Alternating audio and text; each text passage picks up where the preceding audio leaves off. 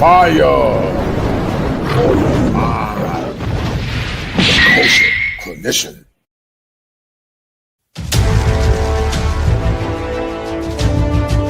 Greetings. This is another topic of the Kosher Clinician that might be sensitive to some viewers. If you are sensitive to the topic at hand or the title provided in the show, please proceed with caution. You have been warned. Viewer discretion is advised.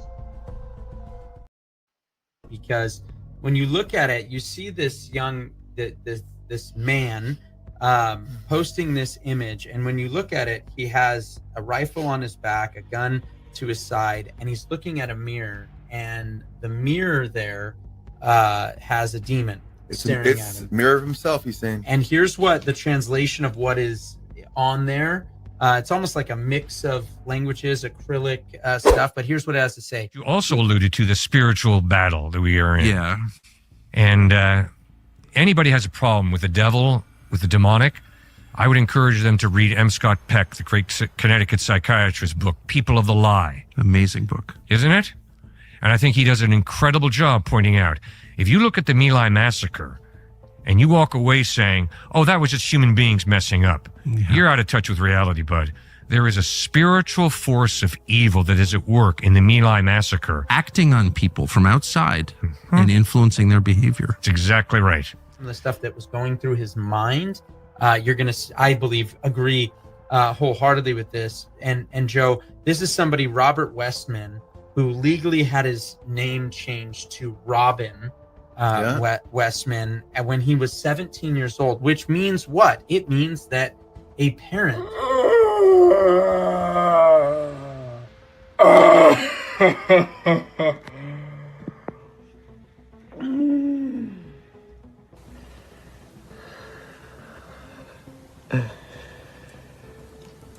me, I don't want to be here. Well, you're here.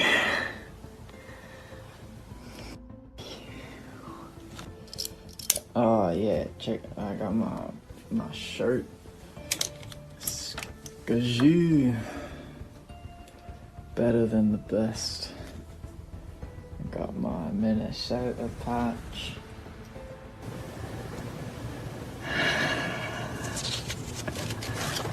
That's all I can do is fall and break and die. That's all they know is how to fall apart and break and then die. That's all I got. Fall apart and break and then die. I'm such a sick and break and then die.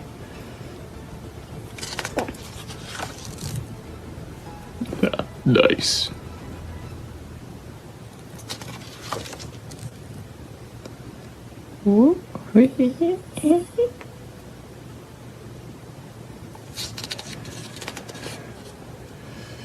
Nothing makes me want to stop my plans.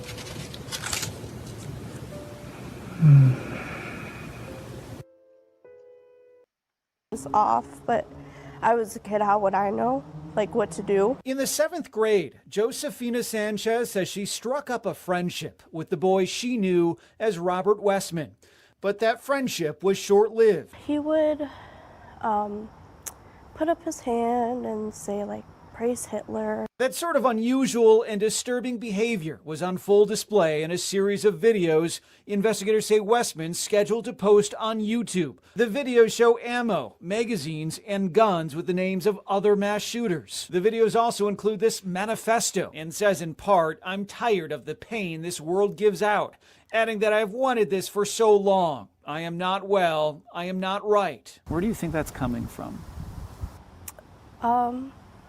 I think it's actually spiritual battle. I don't think it's this world. It's demonic, and I think we need Jesus. He needed him. He was like laying on top of me, like making sure I was safe, and he got hit. So that was really brave of him. And you have a nick on your neck? Yeah, that was, I don't even know what it's from. Kind of looks like debris or something. That came from during this? Yeah. How are you feeling? You seem pretty put together here, but it's got to be tough. Yeah, I'm just like confused. We continue to follow the breaking news of the deadly shooting at a church in Minneapolis where 2 children were killed and six more children are in critical condition, along with others who were injured in this shooting. But we now have an identification on the shooter. Let me bring in MSNBC's Mark Santia along with Christopher O'Leary, a former FBI counterterrorism official. All we knew up until this point, Mark, the brief description we got at the press conference was early 20s, wearing black clothing, cargo-like pants, but now we know who this person is. You're right, Chris. And according to multiple senior law enforcement officials briefed on this matter, they say federal law enforcement has identified the Minneapolis church shooter as Robert Westerman. Now, police have said publicly that Robert Westerman is in their 20s with a limited criminal history. NBC News has confirmed with those same law enforcement officials that the suspect left behind videos that were posted online. There were writings that referenced suicide, as well as extremely violent thoughts and ideas. There was an apology to their family and a handwritten sketch of the interior layout of a church. Now, Chris, it's not clear or confirmed if that sketch, that individual sketch, is the church where the shooter eventually opened fire, but that's what we know right now. So Robert Westerman has been identified by federal law enforcement as the shooter this morning. We've also been going through it and can tell you there are crude diagrams of the church. There are also photos of the weapons, and they include all sorts of writings, the names of past mass shooters, criticism of Israel, the name of President Trump written on the guns. There are also racial slurs, nihilistic statements, all painting the picture of a disturbed individual who carried. Sometimes there are instances, and I document this in my book, where demons will possess a human being. And I have a story in my book that's amazing from Richard Gallagher. Richard Gallagher is a Ivy League educated psychiatrist, medical doctor. He's a professor at major medical schools. I have quotations from the former president of the American Psychiatric Association saying he's a man of immense integrity and honesty and professionalism. This is a top of his profession. And he got involved with some Catholic priests who were looking into the demonic. And one day he got a phone call, this is a number of years ago, and the Catholic priest said, "Do you mind if tomorrow I bring by your house at 9 in the morning this woman who claims that she's a high priestess of a satanic cult?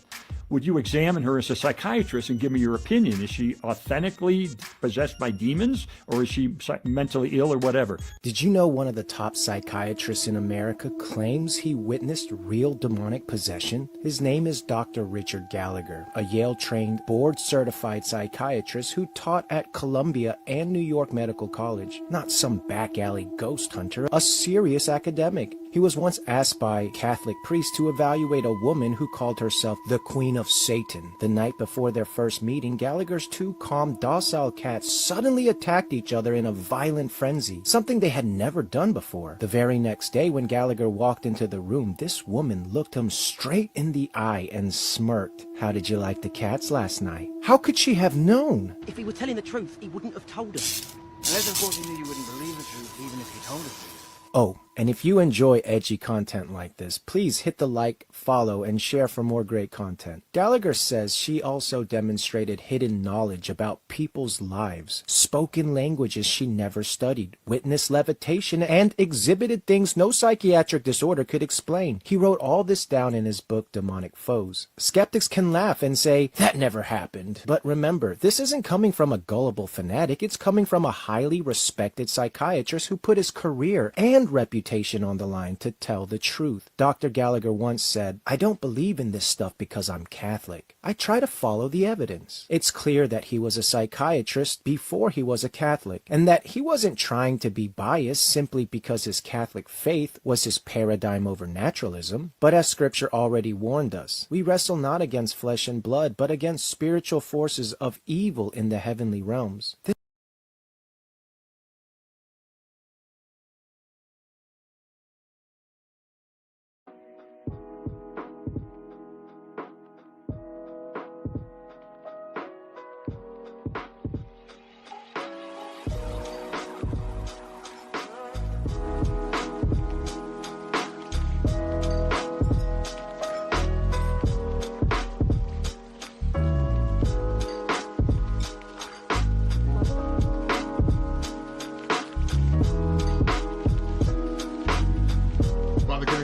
live in a minute. Thank you for tuning in.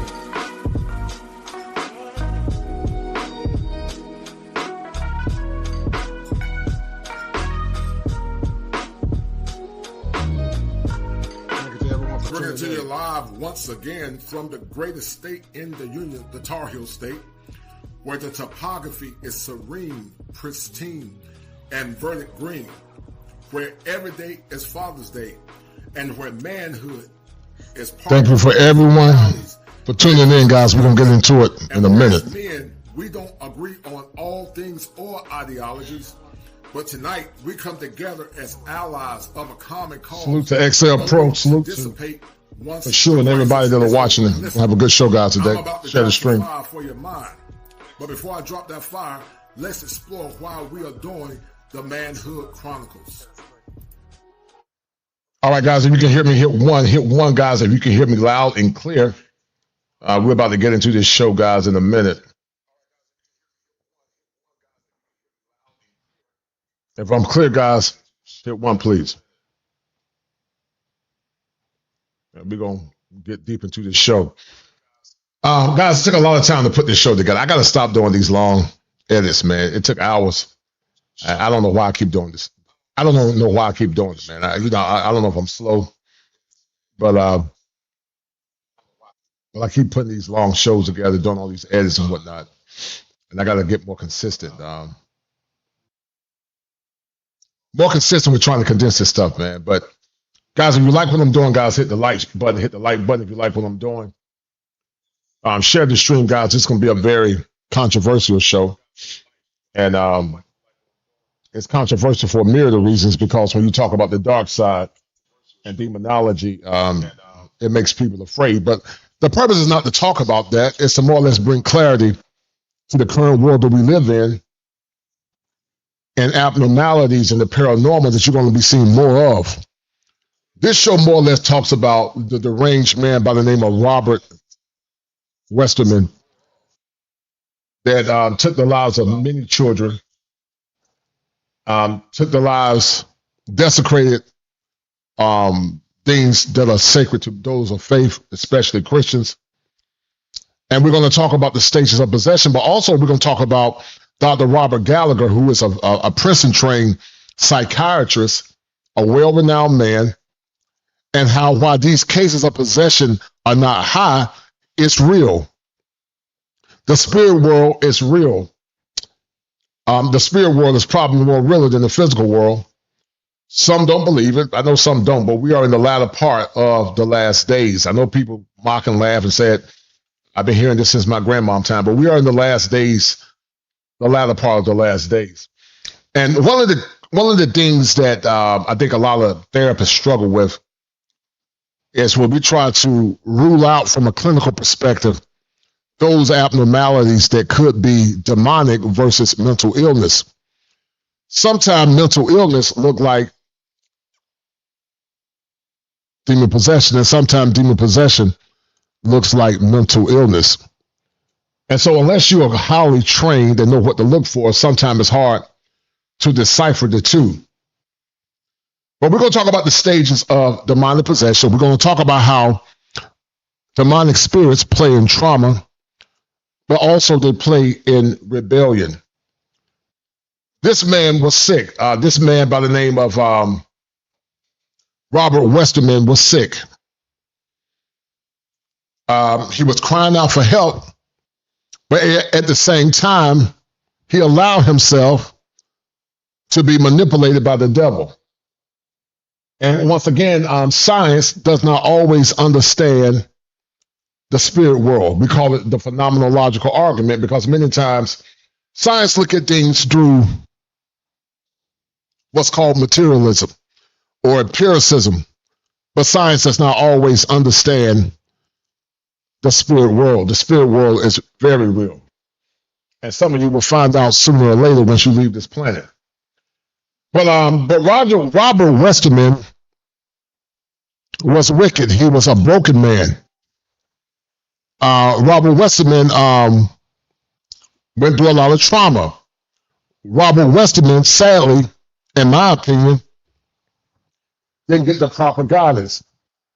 And while I believe that the church has the power, or had the power that could have helped Robert Westerman, because the church is so weak now, and it's so compromised, Robert Westerman didn't go through the proper stages of deliverance. Shout out to my man, Jesus the Magnificent. He said that leading psychiatrists acknowledge only 5 to 10% of known world. Physicists acknowledge we only experience 5 to 10% of our known world, and the remaining 99.5% consists of dark matter. Yeah, and dark energy. That's interesting. Thank you, brother, for that. But we're going to get deep into it, guys. Thank you, guys. If you like what I'm doing, guys, donate to the channel. Share the stream, please. You guys can hear me good. Hopefully I'm not muffled. Hopefully I'm not muffled. I don't know if I sound muffled.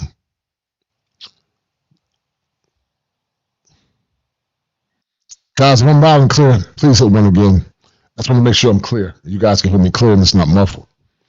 But anyway, we're going to get deep into it. Thank you. And guys, if you like what I'm doing, hit the like button. It took me a lot of time to put this together.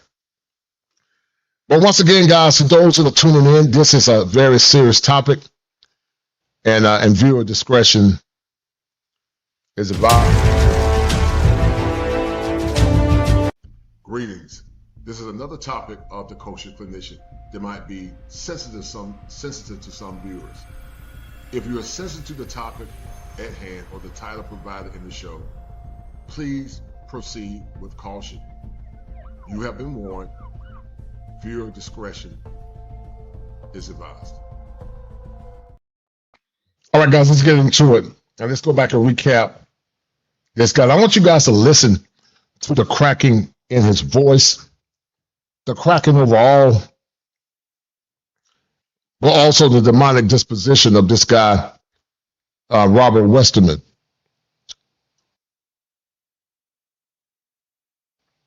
There are stages, guys, that people go through or go to. And it appears that Robert Westerman was a broken person. He was broken. And as I said earlier, guys, evil entities prey through brokenness, trauma, abuse, and also hurt. And that's how they gain entry to your mind and your body. And there are 4 stages of before a person can go into demonic possession. And we're going to talk about that in a minute.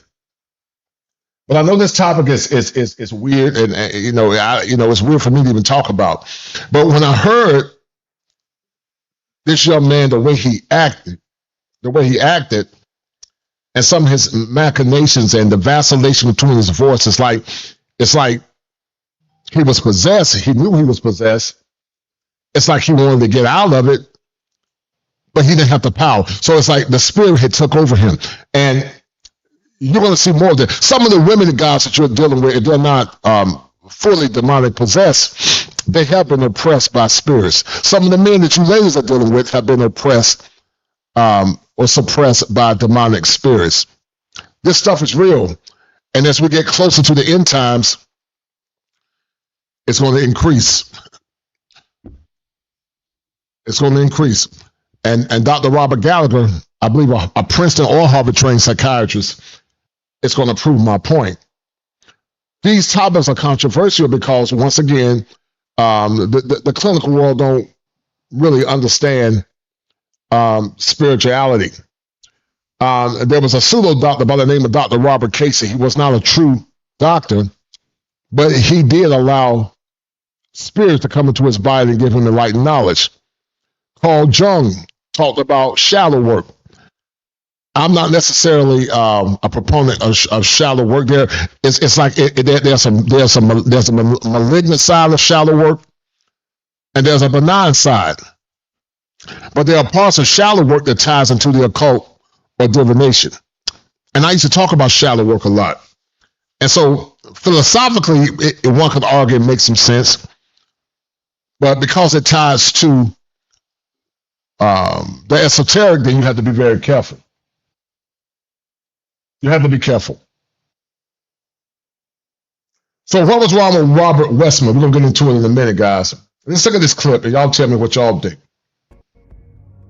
At it, because when you look at it, you see this this man posting this image, and when you look at it, he has a rifle on his back, a gun to his side, and he's looking at a mirror, and the mirror there has a demon staring at him. Mirror of himself, he's saying. And here's what the translation. Now, look at it. Shout out to my man, Move Your Head, for that $7 cash app. Thank you, sir. I appreciate it, brother. Thank you, Move Your Head, for that $7 cash app. But look, guys, at look at the let's see if I can get this thing on the side. Look at him looking in the mirror. He sees a demonic spirit, and he says, "Who am I? When will it end? Help me. I don't want it. Kill myself along the bottom." So this sounds like a man that was in the final stages of demonic possession. And let's look at what it looks like. There are 4 stages of demonic possession, but you notice, before we get deep into it, about the 4 stages of demonic possession, this man he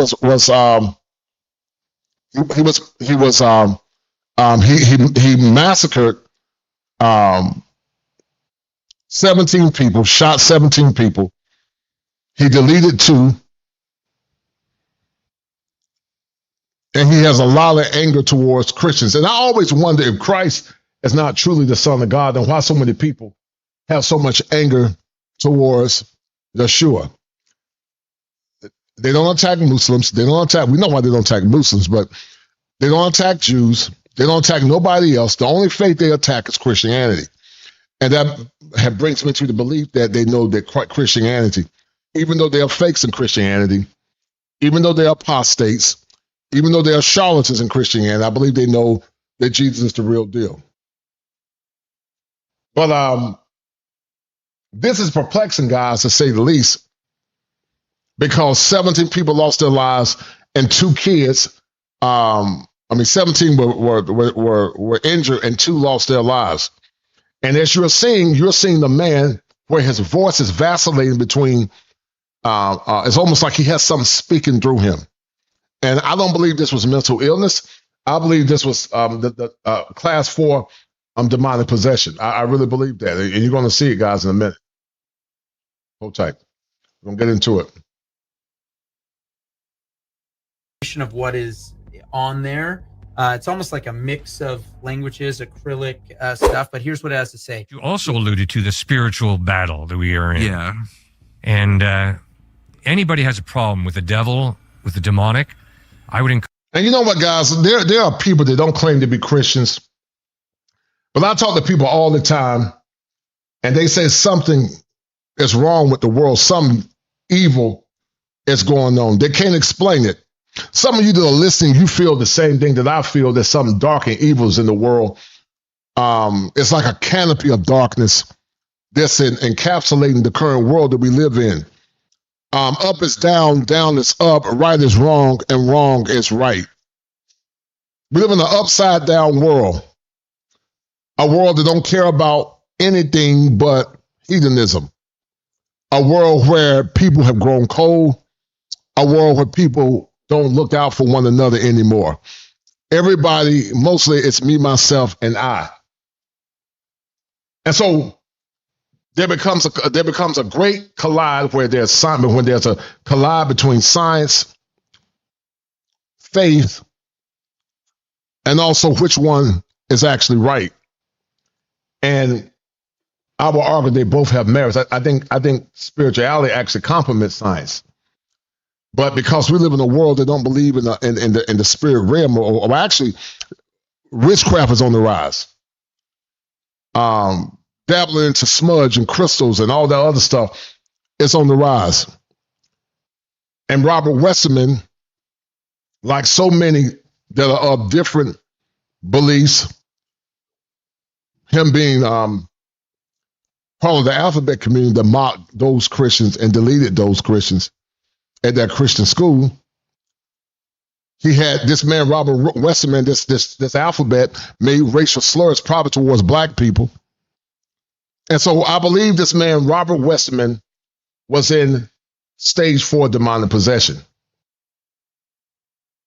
It gets bizarre, guys, but let's listen to it. Hold tight. Encourage them to read M. Scott Peck, the great Connecticut psychiatrist book, People of the Lie. Amazing book. Isn't it? And I think he does an incredible job pointing out, if you look at the My Lai massacre and you walk away saying, oh, that was just human beings messing up, you're out of touch with reality, bud.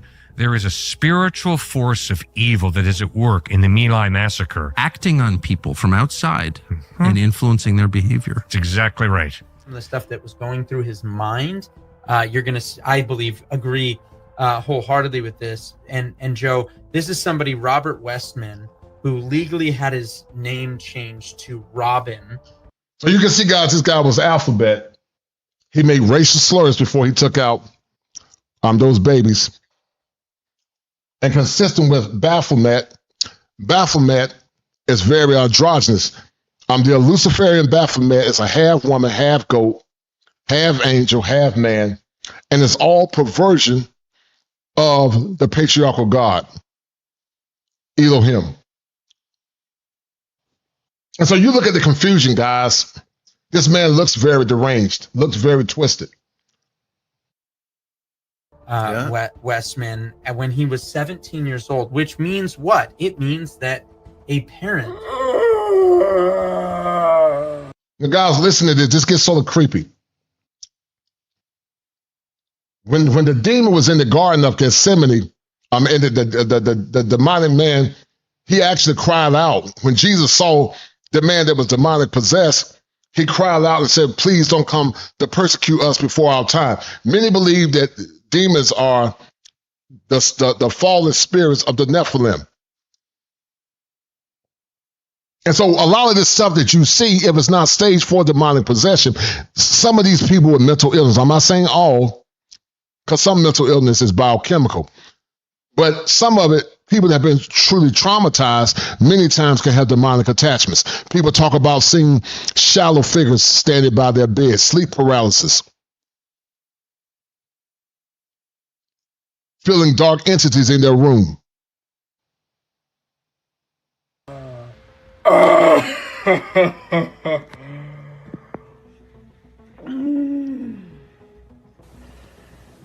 Now listen to the vacillation in his voice, guys. Listen to the vacillation in his voice. Look at what he got up here, guys, on the gun. But let's listen to the vacillation in his voice.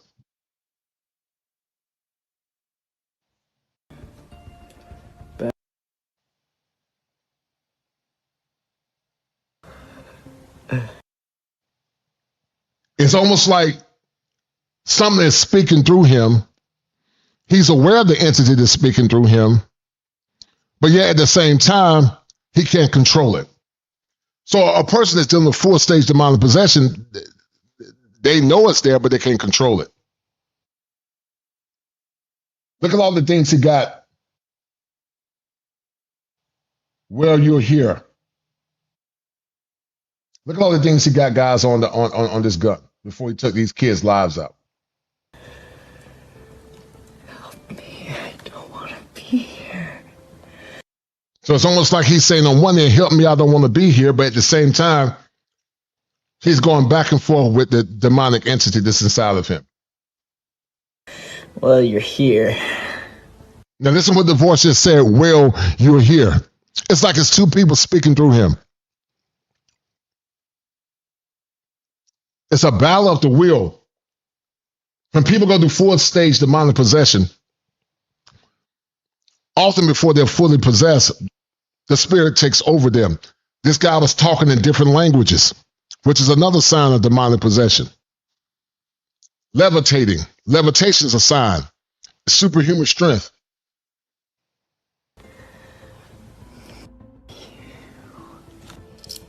Oh yeah, check. I got my shirt.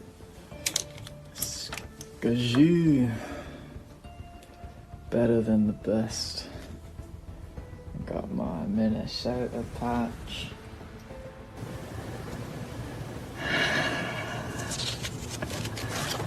That's all I can do is fall and break and die.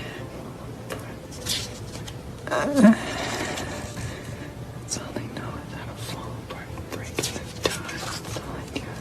Fall apart and break and then die. I'm such a sick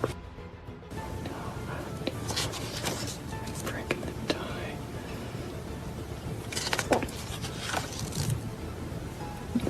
Nice.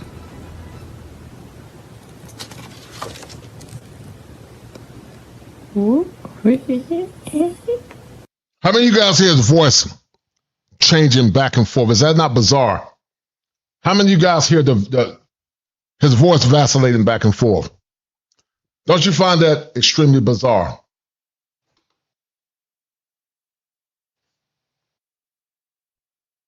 I find that bizarre. If you find that bizarre, hit 1. If you find it bizarre, hit 1.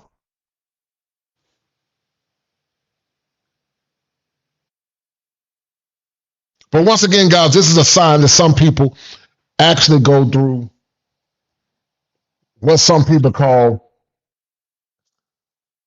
demonic possession. But the great debate or the great chasm between science and also the spirit world is that they don't always complement one another.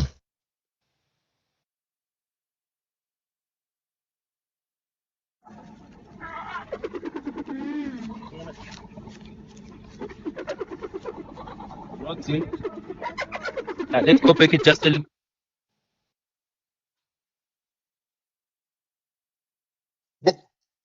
When I saw it, guys, I was shocked. I was baffled when I saw it. I was perplexed. But you're gonna be seeing more of this as we get closer to the end. You're gonna be seeing more of it as we get closer to the end, guys. As we get closer to the end times, you're gonna see more of this. It doesn't happen a lot, but according to Dr. Robert Gallagher, demonic possessions are real. Now, this man is a Harvard trained or a Princeton trained psychiatrist. He's well renowned in his field of work. And the reason why I decided to take on this case or this show, because I believe it was demonic. I really believe it was. And I believe that demonic spirits prey to people brokenness. I'm not saying everything is demonic, but sometimes things can be demonic.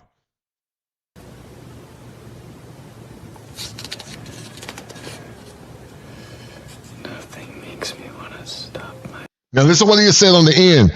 Nothing makes me want to stop my plan. Nothing makes me want to stop my plan. Nothing makes me want to stop my plan. So it's almost like the spirit took over his mind. He's going back and forth. He's going back and forth. Nothing makes me want to stop my plan. But on one end, he said, I need help. And so, was it mental illness or possession? And once again, guys, I think it was a combination of both. But I think in the latter stages, I think it was mostly demonic possession.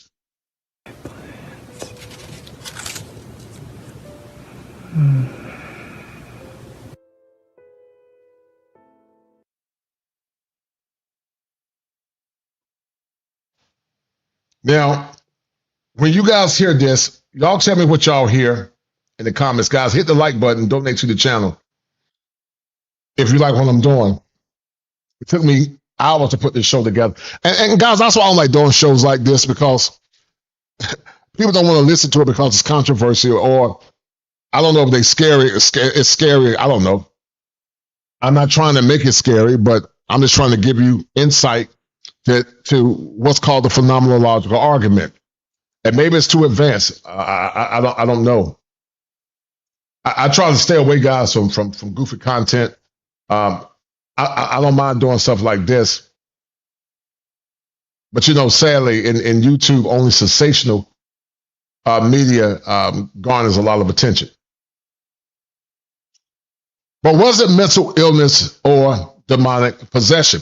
I want you guys to listen to what this woman said that actually knew this young man. Something I knew was off, but I was a kid. How would I know, what to do? In the 7th grade, Josefina Sanchez says she struck up a friendship with the boy she knew as Robert Westerman, but that friendship was short-lived. He would put up his hand and say, praise Hitler. That sort of unusual and disturbing behavior was on full display in a series of videos investigators say Westerman scheduled to post on YouTube. The videos show ammo, magazines, and guns with the names of other mass shooters. The videos also include this manifesto. According to theology says that Lucifer's goal is to kill, steal, and destroy.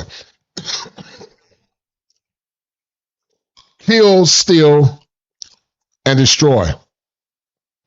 A lot of modern women have a Luciferian mindset because it's always come from a place of a victim.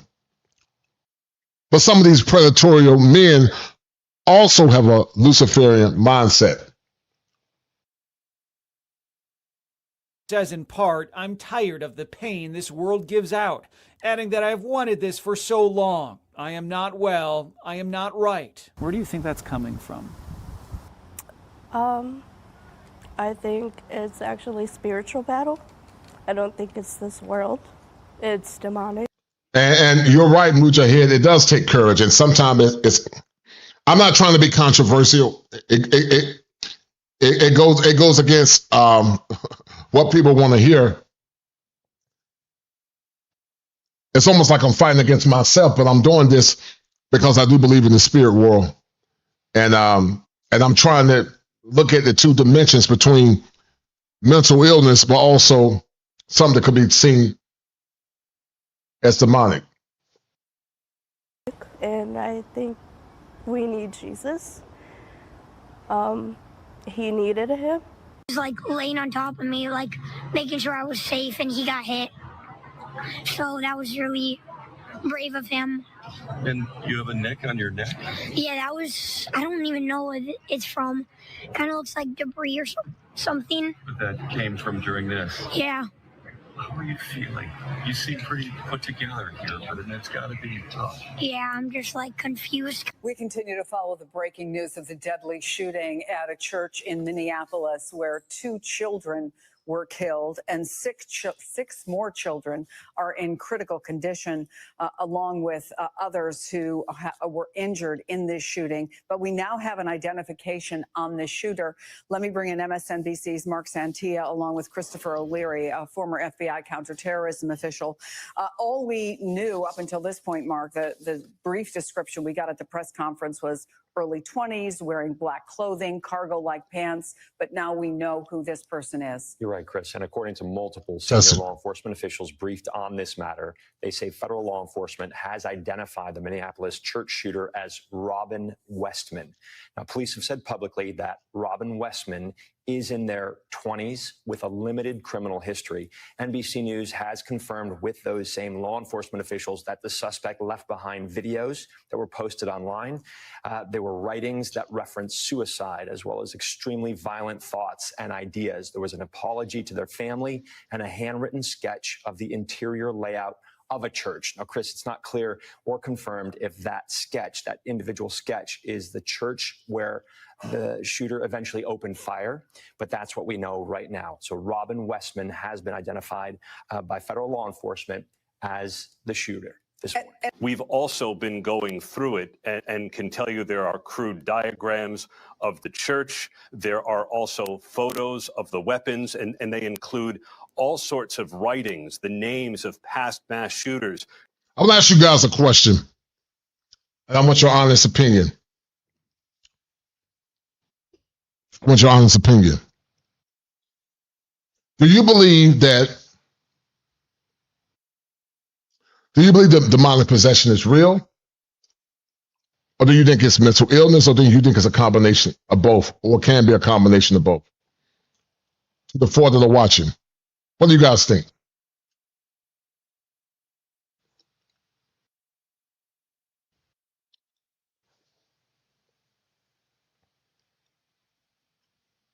Do you believe in the spirit world? What do you guys think?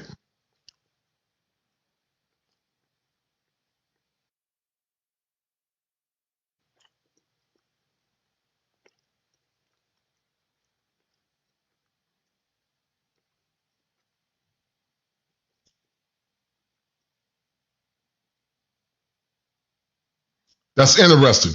Mujahid said it's real. I've witnessed firsthand and absolutely. I want you to tell me about it in the comments, Mujahid, because I've never seen it directly, but I've definitely seen some people that potentially could have had some. Because everything is not mental illness, but everything is not demonic possession either. But to say that demonic possession is not real is crazy. Criticism of Israel, the name of President Trump written on the guns. There are also racial slurs, nihilistic statements. So he had racial slurs, nihilistic statements, which means it's dark. So Lucifer is a god of this world. And he's a god of destruction and war.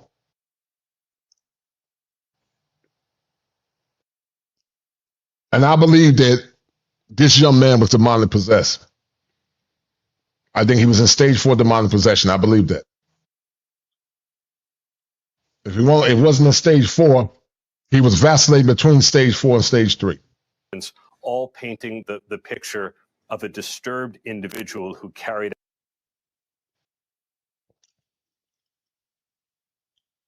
Now look at this. Sometimes there are instances, and Now I want you to listen to what these are doctors, guys. These are highly trained doctors. One is Dr. Robert Gallagher. I want you guys to listen to this. I document this in my book, where demons will possess a human being. And I have a story in my book that's amazing from Richard Gallagher. Richard Gallagher is a Ivy League educated psychiatrist, medical doctor. He's a professor at major medical schools. I have quotations from the former president of the American Psychiatric Association saying he's a man of immense integrity and honesty and professionalism. This is a top of his profession. And he got involved with some Catholic priests who were looking into the demonic. And one day he got a phone call, this is a number of years ago, and the Catholic priest said, "Do you mind if tomorrow I bring by your house at 9 in the morning this woman who claims that she's a high priestess of a satanic cult? Would you examine her as a psychiatrist and give me your opinion? Is she authentically possessed by demons, or is she mentally ill, or whatever?" Did you know one of the top psychiatrists in America claims he witnessed real demonic possession? His name is Dr. Richard Gallagher, a Yale-trained, board-certified psychiatrist who taught at Columbia and New York Medical College. He taught at Columbia and also New York Medical College, well-renowned psychiatrist. And I did this intentionally, guys, because your critics will say, oh, you're just talking outside your head. I'm a licensed therapist. You don't see this a lot, but Dr. Robert Gallagher is a highly trained psychiatrist, well-renowned psychiatrist. And this is what he's saying.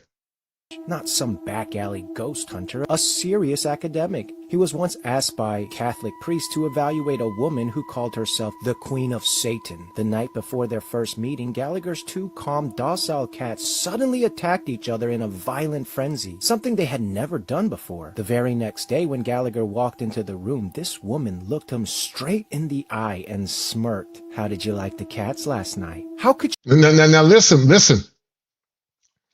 Dr. Gallagher had cats. His cats were normally cool cats, normal cats.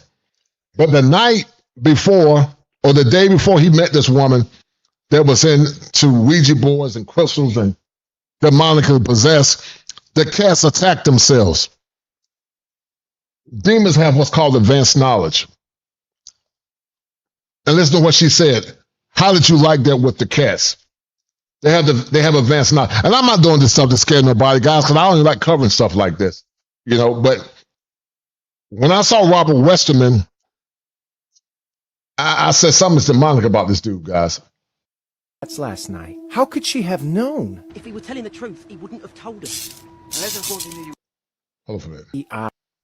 Never Look done at this. before. The very next cats suddenly attacked each other in a violent frenzy, something they had never done before. The very next day, when Gallagher walked into the room, this woman looked him straight in the eye and smirked. How did you like the cats last night? How could she have known? If he were telling the truth, he wouldn't have told us. Unless, of course, he knew you wouldn't believe the truth, even if he told us. Oh, and if you enjoy edgy content like this, please hit the like, follow, and share for more great content. Gallagher says she also demonstrated hidden knowledge about people's lives. She also demonstrated hidden knowledge about people's lives. That's called a familiar spirit or a knowing one. A familiar spirit or a knowing one.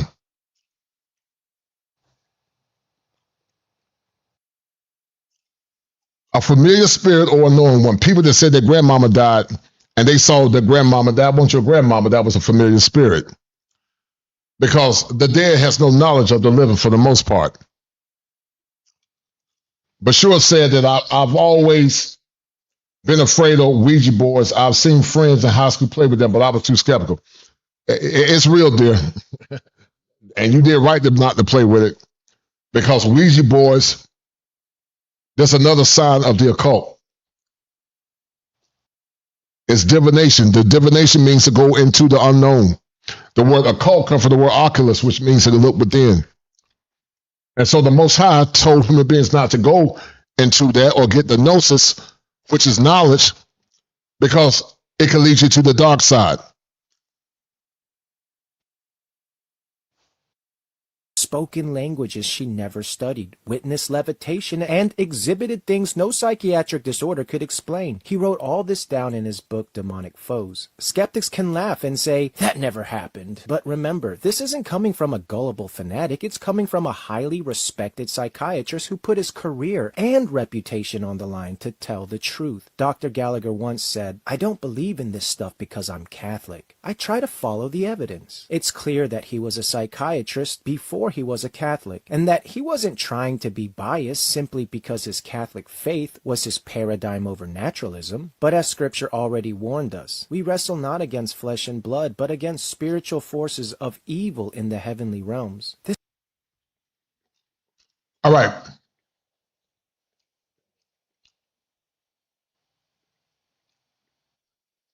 So many believe that the 4 stages of demonic possession, and you got to do a clear job of determining if it's mental illness versus demonic possession. One is infestation. The presence of a demon begins to manifest around a person or place, objects moving, strange noises, foul smells. This is sometimes confused with a haunting. Oppression, the demon begins to attack more directly emotionally, psychologically, and physically. Nightmares, depression, anxiety, health problems, unexplained violence. Some people go to demonic oppression. Obsession, the person becomes mentally overwhelmed with demonic influence, often leading to irrational fear, suicidal thoughts, compulsion, and spiritual confusion. Now, I believe that this man was between obsession and possession. And then the last one, the demon takes partial or full control of the person's body. The individual may speak in unknown languages, show supernatural strength, or exhibit knowledge of hidden things. The person is often aware but powerless to resist.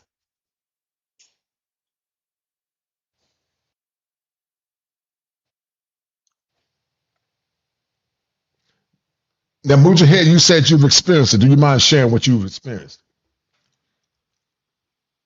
Do you?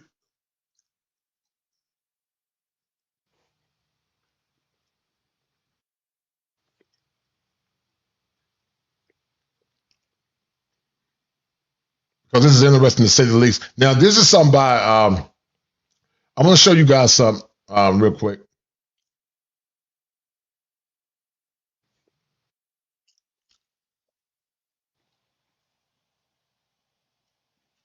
There's a book called People of the Lie. And this was by M. Scott Peck. And this looks like narcissism to me. But y'all tell me what y'all think. So now let me explain what the diagnostic criteria is to diagnose someone with evil based on M. Scott Peck's book.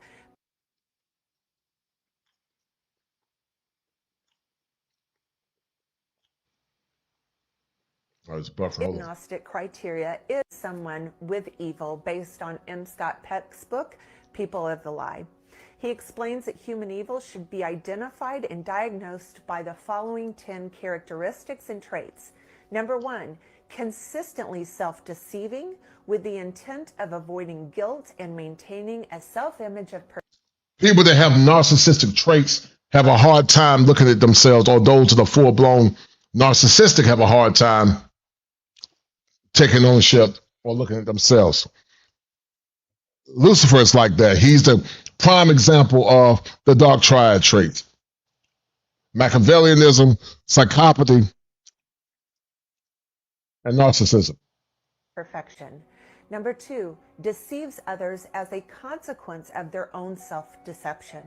Number 3, projects his or her evils and sins onto very specific targets while being apparently normal with everyone else. Number 4, commonly hates with the pretense of love for the purposes of self-deception as much as deception of others. Number 5, abuses political and emotional power, the imposition of one's will upon others by overt or covert coercion. Number 6, maintains a high level of respectability and lies incessantly in order to do so. Number 7, is consistent in his or her sins. Evil people are characterized not so much by the magnitude of their sins, but by their consistency of destructiveness. Number 8, is unable to think from the viewpoint of the victim, meaning no capacity to empathize with the trauma they cause their victims. Number 9, has a covert intolerance to criticism and other forms. Most people that have narcissistic issues, they can criticize you and critique you, but you can't critique them. Beware of anybody that can't be critiqued, or they always got an answer. Of narcissistic injury. Number 10, most evil people realize the evil deep within themselves, but are unable to tolerate the pain of introspection or admit to themselves that they are evil. Thus, they consistently run away from their evil by putting themselves into a position of moral superiority and putting the focus of evil on others. These are the 10 characteristics to determine if a human being is evil by M. Scott Peck's standards. And I know for those of you out there who have been abused for years by a malignant narcissist, your mouth is likely hanging open in disbelief because of how accurately that describes the behavior that you have been subjected to for years and years. Some of you men and women have dealt with somebody like this. Narcissists are very malignant. They're very evil, and they tend to like empathy.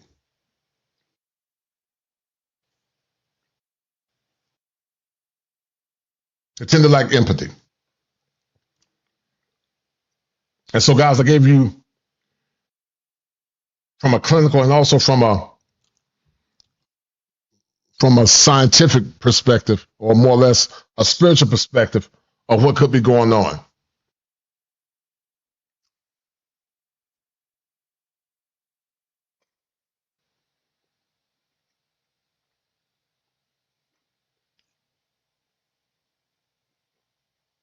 All right, I'm gonna share some of this. This is from Good Fight Faith Ministries.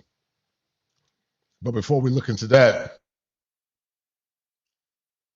and it took me a lot of time, guys, to put this show together, guys. So show some love, please. It took a lot of time to put this stuff together. But I'm gonna stop. I'm gonna stop doing these long shows with all this editing, man, because it's not really. It's good stuff, but it's a waste of time, man. 10 hours to do a show such a low turnout. Maybe it was a bad topic, but I wanted to give you guys something different. Let me show you guys this. Hold tight. Try to stay away from the dusty content. So now let me explain what the diagnostic. So this is what Glenn Beck said. Accurately, that describes the. Connecticut psychiatrist book. You also alluded to the spiritual battle that we are in. Yeah. And anybody has a problem with the devil, with the demonic, I would encourage them to read M. Scott Peck, the great Connecticut psychiatrist book, People of the Lie. Amazing book. Isn't it? And I think he does an incredible job pointing out. And y'all get a chance, y'all check that book out called People of the Lie. Y'all check it out. If you look at the My Lai massacre and you walk away saying, oh, that was just human beings messing up, you're out of touch with reality, bud. There is a spiritual force of evil that is at work in the My Lai massacre. Acting on people from outside and influencing their behavior. That's exactly right. And that's why Jesus cast demons out of people. It's why Paul writes in Ephesians chapter 6, for our struggle is not against flesh and blood, but against the rulers, against the authorities, against the powers of this dark world, against the spiritual forces of evil in the heavenly realms. There's a spiritual battle that is raging. And whether it's Paul, Jesus, or M. Scott Peck, they're all saying the same thing. Open your eyes and realize there's this personal force of evil called Satan. C.S. Lewis put it beautifully when he pointed out there are two mistakes you can make in your thinking about the devil. One is to make too much of him. Oh, the devil's behind every tree. Yes. The devil always does it. Everything's the result of the devil's doing. That's to make too much of him. But the other's to make too little of him. Oh, you know who the devil is? The little dude in the red jumpsuit with a little black pitchfork and black ears. Ah, ha, ha, ha, ha. What a ridiculous stereotype. No, the devil is a very suave, very debonair, personal force of evil who reeks of evil and destructiveness that's scary. I think everything you said is true, and I think every honest person can feel it, no matter what your religious faith. We are being acted on from the outside by unseen forces all the time. And it's our job to resist or obey, depending on the force, of course. But the message, in some ways, is exculpatory, though. I think. I mean, it's not an entirely judgmental message. It's like, actually, you are being acted on by outside. Pawn is probably too strong, but you're still. I mean, Judas betrays Jesus and then dies. On the other hand, it says really clearly Satan enters him. So he's like a bad guy stealing money from the other 11 and all that, for sure. I'm not defending Judas, of course, but he is also, in some sense, like he exists to fulfill a prophecy. He is kind of, in some ways, like not fully a player. He's, I don't want to say victim, but do you see what I'm saying? That's an issue that a lot of people raise. How can there be free will and God be sovereign and all-powerful? What's going on here? Who's pulling the levers? Often a passage out of Exodus. I will ask you guys a question that are listening. When you look, if you guys are Gen X like I am, or millennial, what would you guys say is a stark difference in the world now compared to what it was when we were kids growing up? Would you say the world's gotten worse? Do you feel the darkness more so now? If so, I want you guys to hit one and tell me what it is, in your opinion. Because everybody I talk to say it has. I hear a lot of people telling me that they believe that's the case. And some of these people not even claiming to be Christians. They just see that the world is darker. And they're saying the same thing.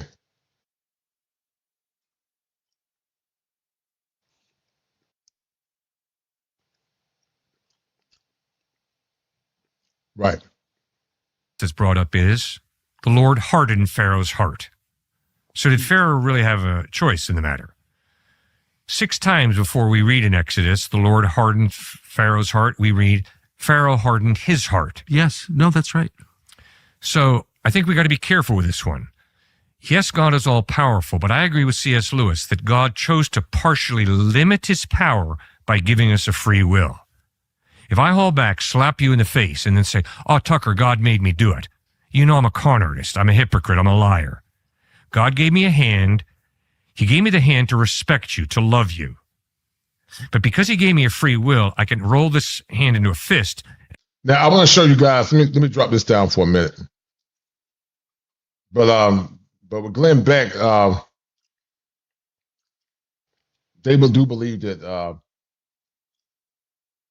evil is real and the spirit world is real.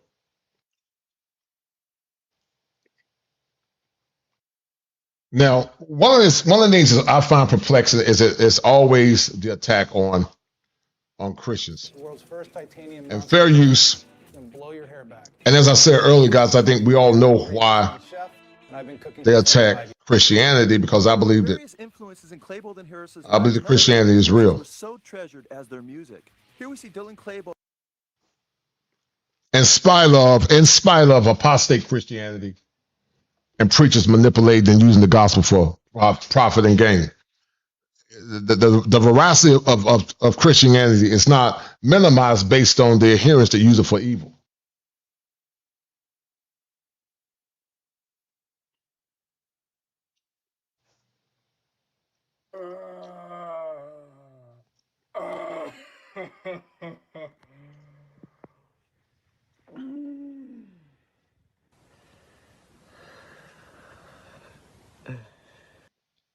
Well, you're here. Kill pedos. Look how he's talking outside of his head, guys.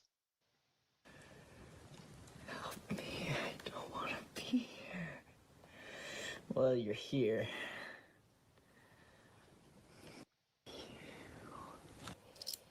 Oh yeah, check. I got my shirt. Gague. Better than the best.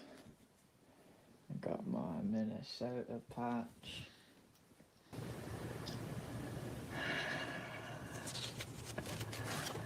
That's all I can do is fall and freaking die. That's all they know is how to fall apart. It's like he wrote this guys in like a strange language, and you're right for sure. Part of the last days is that it said they would be children would be disobedient to parents. That's part of the last days.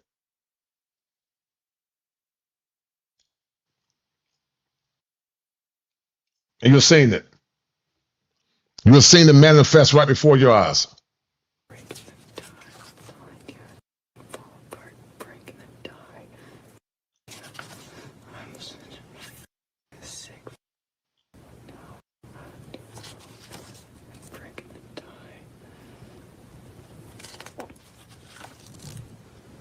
And as you can tell, guys, what he's writing is not even English. It's some kind of strange language, which suggests that he might be demonically possessed. Nice. Look at how the voice changes back and forth.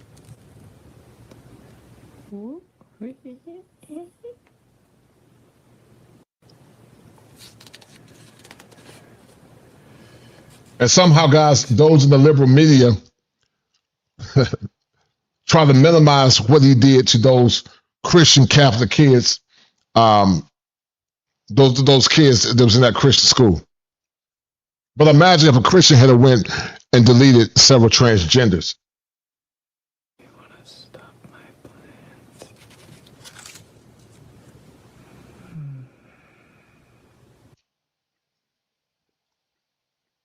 Now, obviously, this guy is deranged, Joe. We're seeing some of this. People have pointed out a lot of the different things that he has written down. You have people on the left saying he was a white nationalist and so forth. And then, obviously people on the right would say, oh, well, this is a trans person he was a who Trump has hater lost and all their, that, lost their mind. I saw Jake Shields, the UFC fighter, posting that this was a Jewish person who did this, even though he had 6 million was not enough. Mashallah. So ridiculous, man. I mean, people just the fact that people get their feet so dug in the ground of whatever weird ideology and people they choose to hate, and then they can't even see through whatever hate-filled glasses they have. It's a really sad thing. But Joe, you're watching that, you're seeing that. There's a demonic element to what's going on here, obviously. Yeah, it's very apparent. At certain points, it's almost like if you go through the whole narrative of what's going on with him, it's like different spirits are talking to each other. Right. There's something said, there's different types of voices, and then one of the voices says blank you to the other thing he says, like he's saying it to himself, like he's got legion or multitude of spirits in him. And we live in a world where there's a culture of death right now, and death is celebrated on the internet. It becomes a battlefield, which where a lot of sites, I mean, thousands of them, where Satanism, the occult, Wicca, witchcraft is glorified, Christ is mocked, and so forth, and violence is glorified. This is all, just replete within the world of the internet, and this is what a lot of our children are being influenced by. And the point here, you guys, is this is just not a one-off. This keeps happening, and there's perhaps thousands of kids thinking like this, and they're trying to muster up. And I would never say courage, because this guy was an absolute coward. Not a fair fight. Not both people being armed, even though he's being lawless, but coming after unarmed little kids. I mean, that's as pathetic and sick as possible. So this is really pathetic. Amen. And Joe, I wanted to pull this up because this image was an image that he had drawn, and I want you guys to take a look at it, because when you look at it, you see this this man posting this image, and when you look at it, he has a rifle on his back, a gun. Now look at how dark this looks, guys. He's speaking in a strange language, and he's looking at a demonic spirit or a demon, which is looks like Baphomet, in the mirror. This stuff is real. Ask shamans, ask anybody that have had channels, entities channeled through them.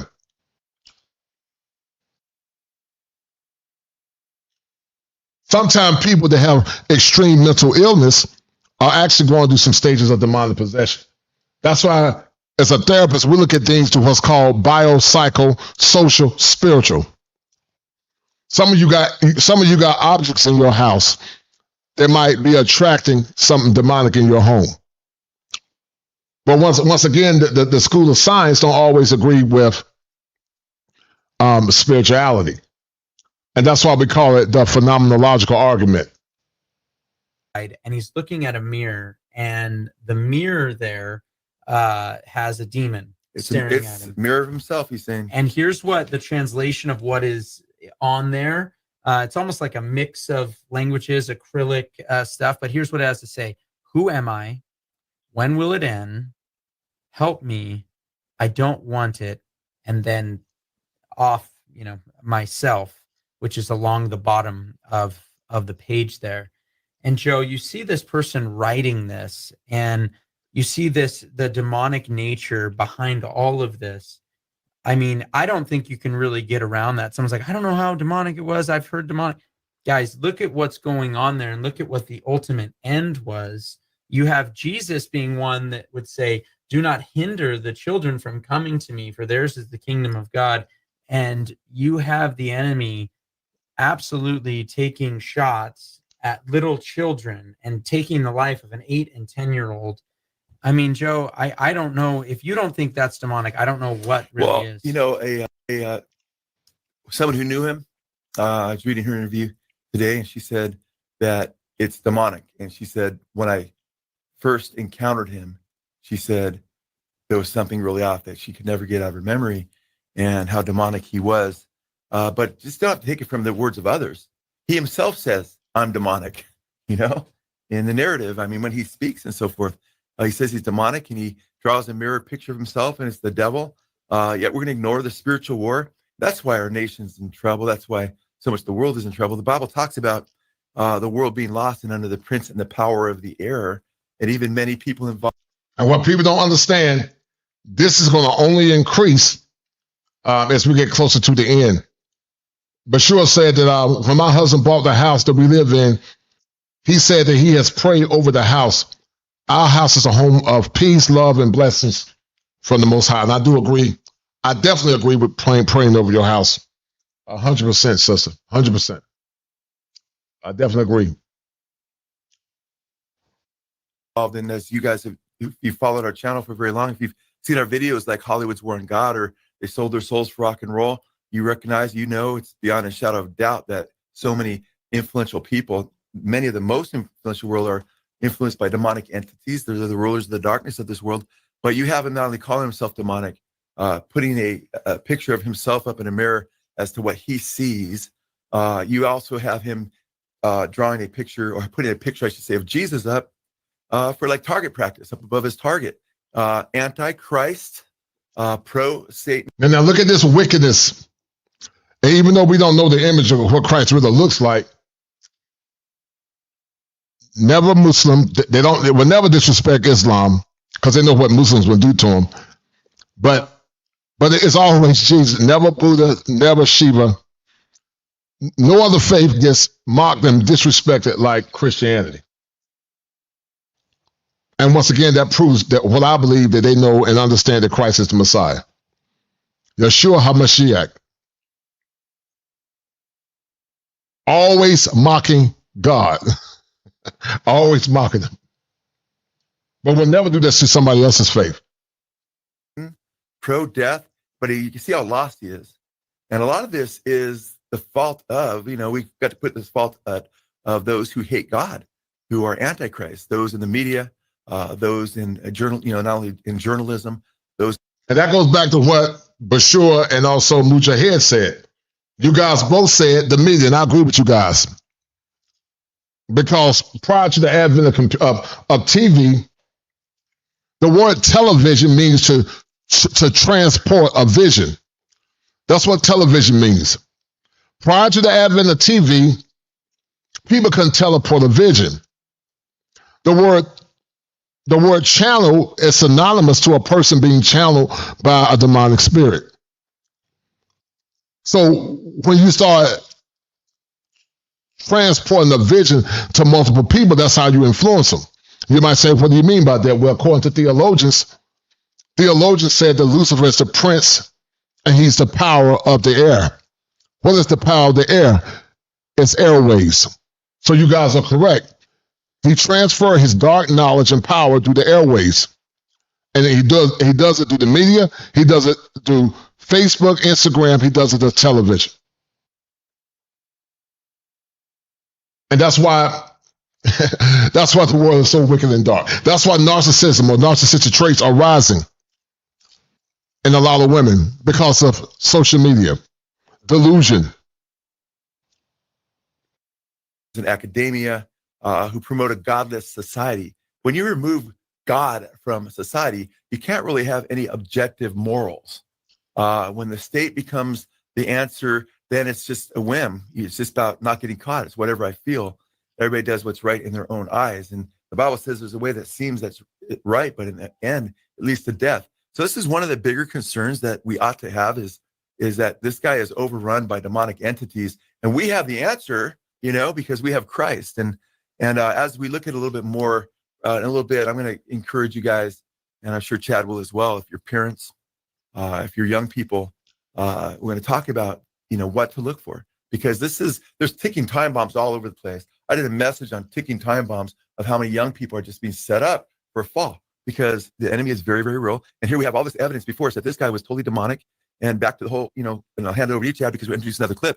We've exposed the influence of KMFDM and Ramstein and others. And Chad's going to set up a clip that I think is really eye-opening that we put out years ago, which basically prophetically warned about this kind of stuff coming more in the future. Amen. And for those who might be new to our channel and maybe you don't know who we are, but thank you guys so much for sharing this message as well. But for those who could be new, I came to the Lord through watching They Sold Their Souls to Rock and Roll, and that's where this clip actually comes from. And you can actually go to any sort of description, and anything that was mentioned, he did messages. Many of you got saved through that, which we praise God for, or were heavily impacted by that. And I'm saying that because if you haven't seen it, man, it's available free now online, the 3-hour version. We have a 10-hour version, which goes way deeper into what we're talking about. Amen. And you guys can check that out. And I really hope you guys would be blessed by it. But that is where this clip comes from. And once again, for those, maybe you're just tuning in, it is a live show. There's a lot of people on here right now. So maybe you're just tuning in, but we had played a short clip. And if you're wondering, why do we have to shorten some of the clip? One of the reasons is because we were getting hit by copyright no matter what. We see Dylan Klebold with one of their favorite. Not only posted a picture, he had a picture bad, but then right after that. Answers to the question why has been right under our noses all along. While there were various influences in Klebold and Harris's lives, none of those influences were so treasured as their music. Here we see Dylan Klebold with one of their favorite band's names emblazoned across his shirt. KMFDM are an acrostic for the German words that mean no pity for the masses. This is exactly what Klebold and Harris displayed on April. This is rebellion. I just had a classmate of mine, guys, that got shot by a 16-year-old, and she's in critical condition. There was a time, like Mashua said, where elders were reverenced and elders were respected. They're not respected anymore. Because according to theology said in the latter parts that lawlessness would increase. When you got women that disobey their husbands, that's lawlessness. When you got men that don't take care of their families, that's lawlessness. When you got church elders that don't follow the scriptures, that's lawlessness. When you got the lack of order, that's lawlessness. And you're seeing lawlessness increase as we're getting closer to the end. Folk can talk about love and relationships and changing the black community. It's not going to happen in this lifetime because it's a spiritual issue. And it got nothing to do with more or less some psychological. It's spiritual. The things that make black people great was faith and community. It was God, community, God, family, and community. That's what made black people great. That's why no other group of people were more transcendent than black people of Ado's descent. But we're not going back to that time because the women are rebellious. The men are simps. And the church is weak because the modern or typical church don't preach the truth. They're afraid to preach the truth. Because if they preach the truth, then they won't get tithes and offerings. And I'm not saying it's all churches. There are some good churches, some good Christians that are trying to do the right thing. They're called remnant. But it's not just in Christianity, it's in any religion, whether you're a Muslim, a Hebrew Israelite, or whatever. If you tell the truth in this day and age we live in now, you're going to be persecuted. 20th at the Columbine Massacre. Drawings of Satan, demons, and bombs were displayed throughout Eric Harris's website. But on the front page of the website were the words from songs by KMFDM. Words that would later chillingly strike all too close to home for those who went to Columbine. Words like shockwave, massive attack, atomic blast, son of a gun is back.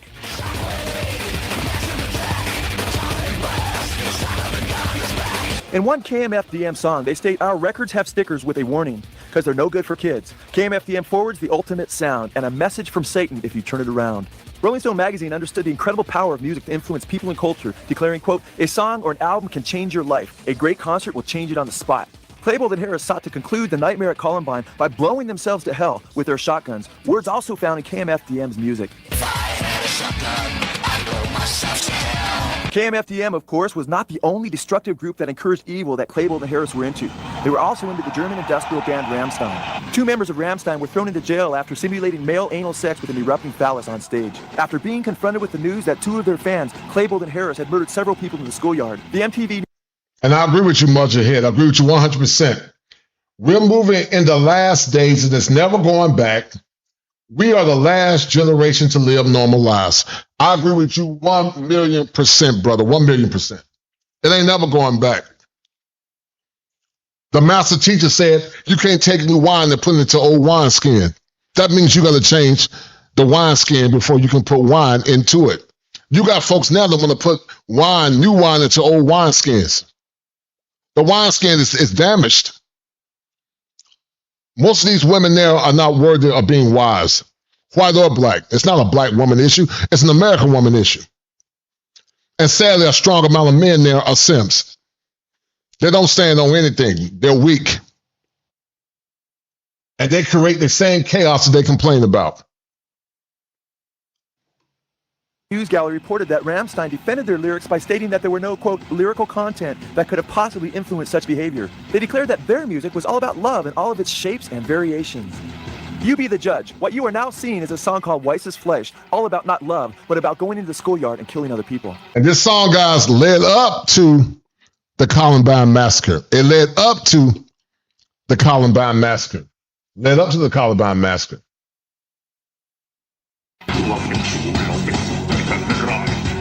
Here we see actual footage of Dylan Klebold readying himself to kill in the schoolyard, just as Rammstein sings.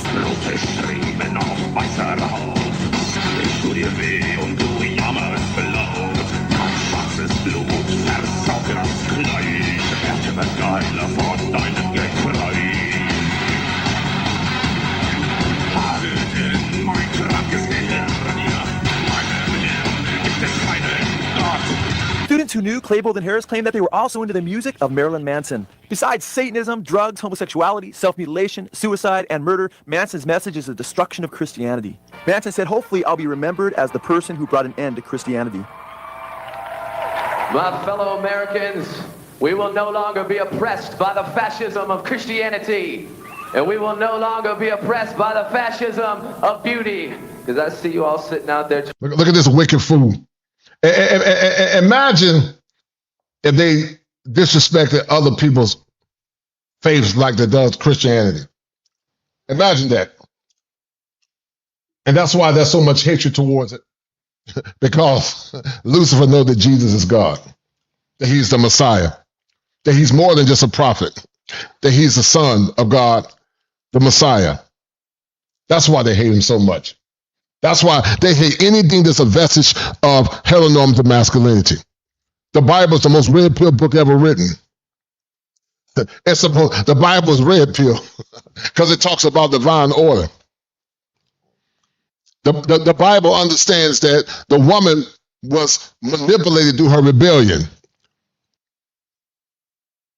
Rebellious women, rebellious daughters, rebellious wives are always under the influence of something dark.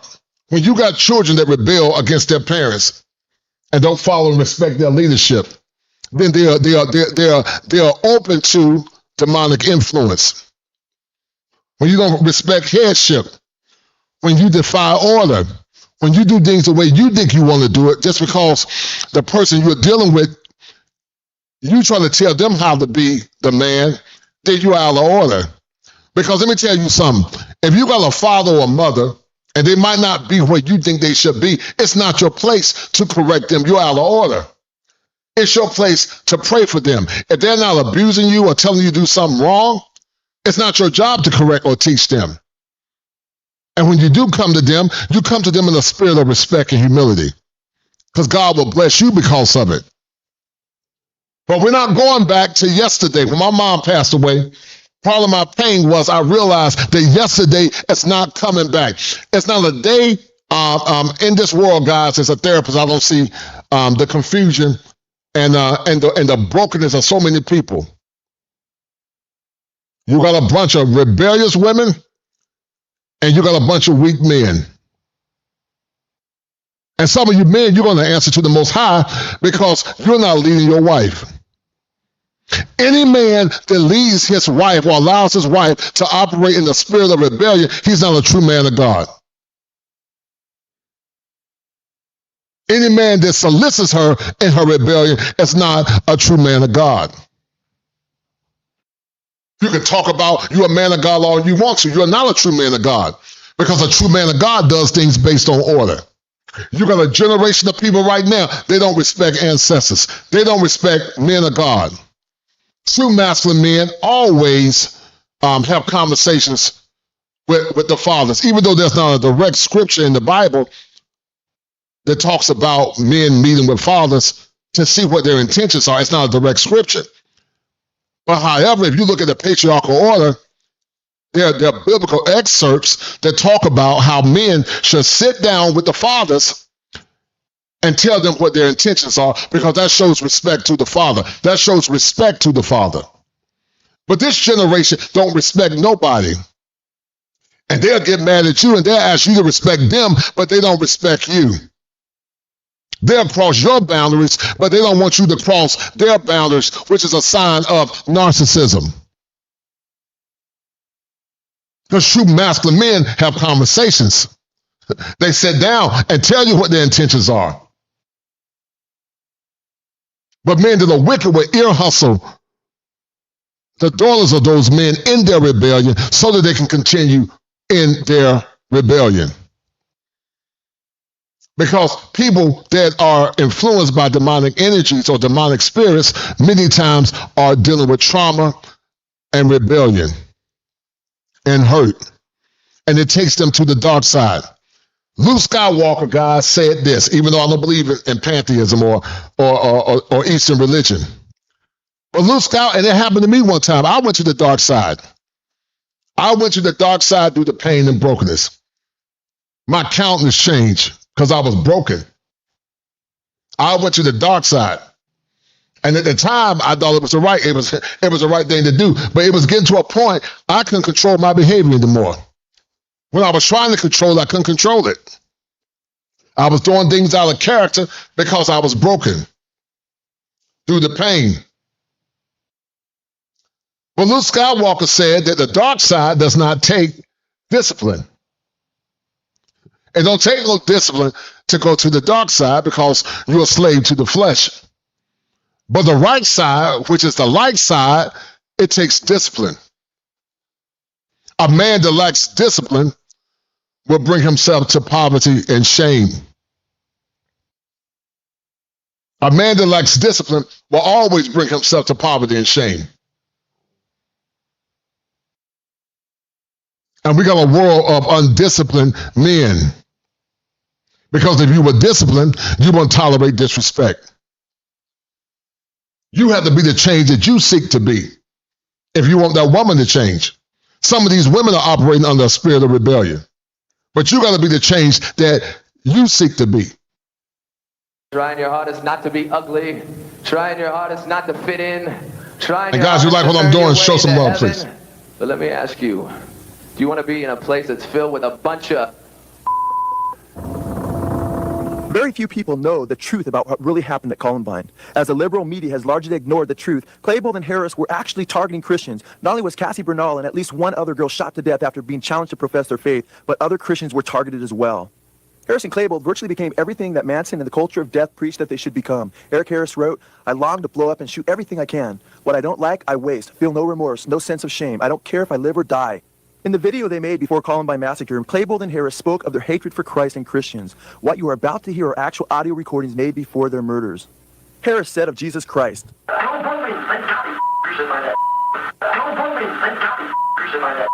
Klebold and Harris planned to make fun of bracelets, "What would Jesus do?" commonly worn by Christian students, and then blowing them away.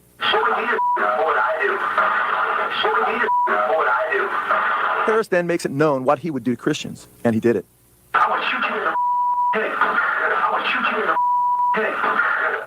Sadly, they shot Rachel Scott in the leg and asked, "Do you believe in God?" She said yes. They retorted, "Then go be with him now," and shot her in the head. Listen to this.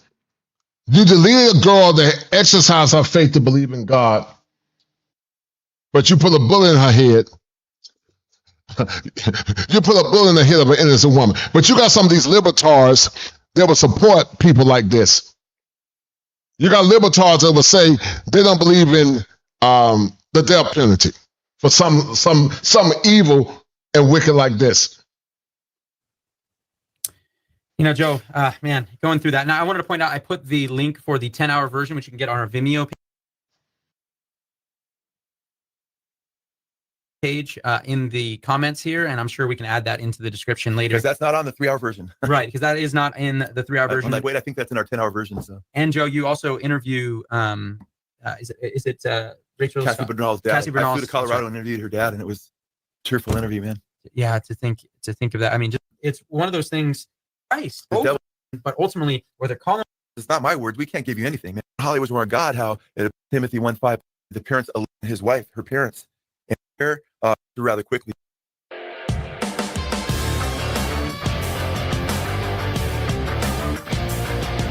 Will be done. And Paul prayed 3 times that a thorn of the flesh be taken away. And it wasn't. And Joe had mentioned how he's 8 and 5. Not that I expressed that it is to break that here, but then we started doing it and stopped praying when I hit 50. We don't exactly know the desires of the flesh. And Jesus.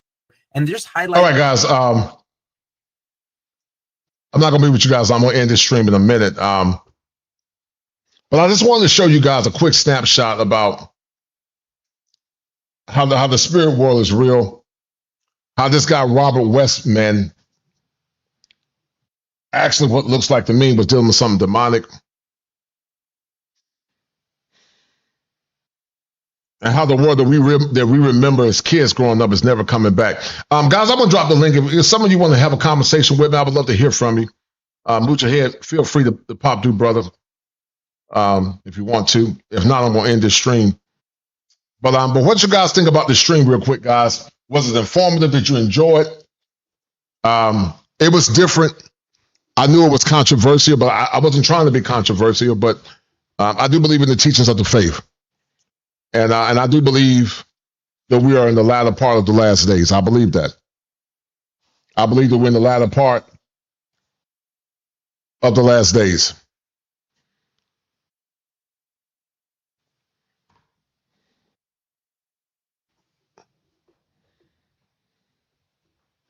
Do you guys believe that Robert Westerman?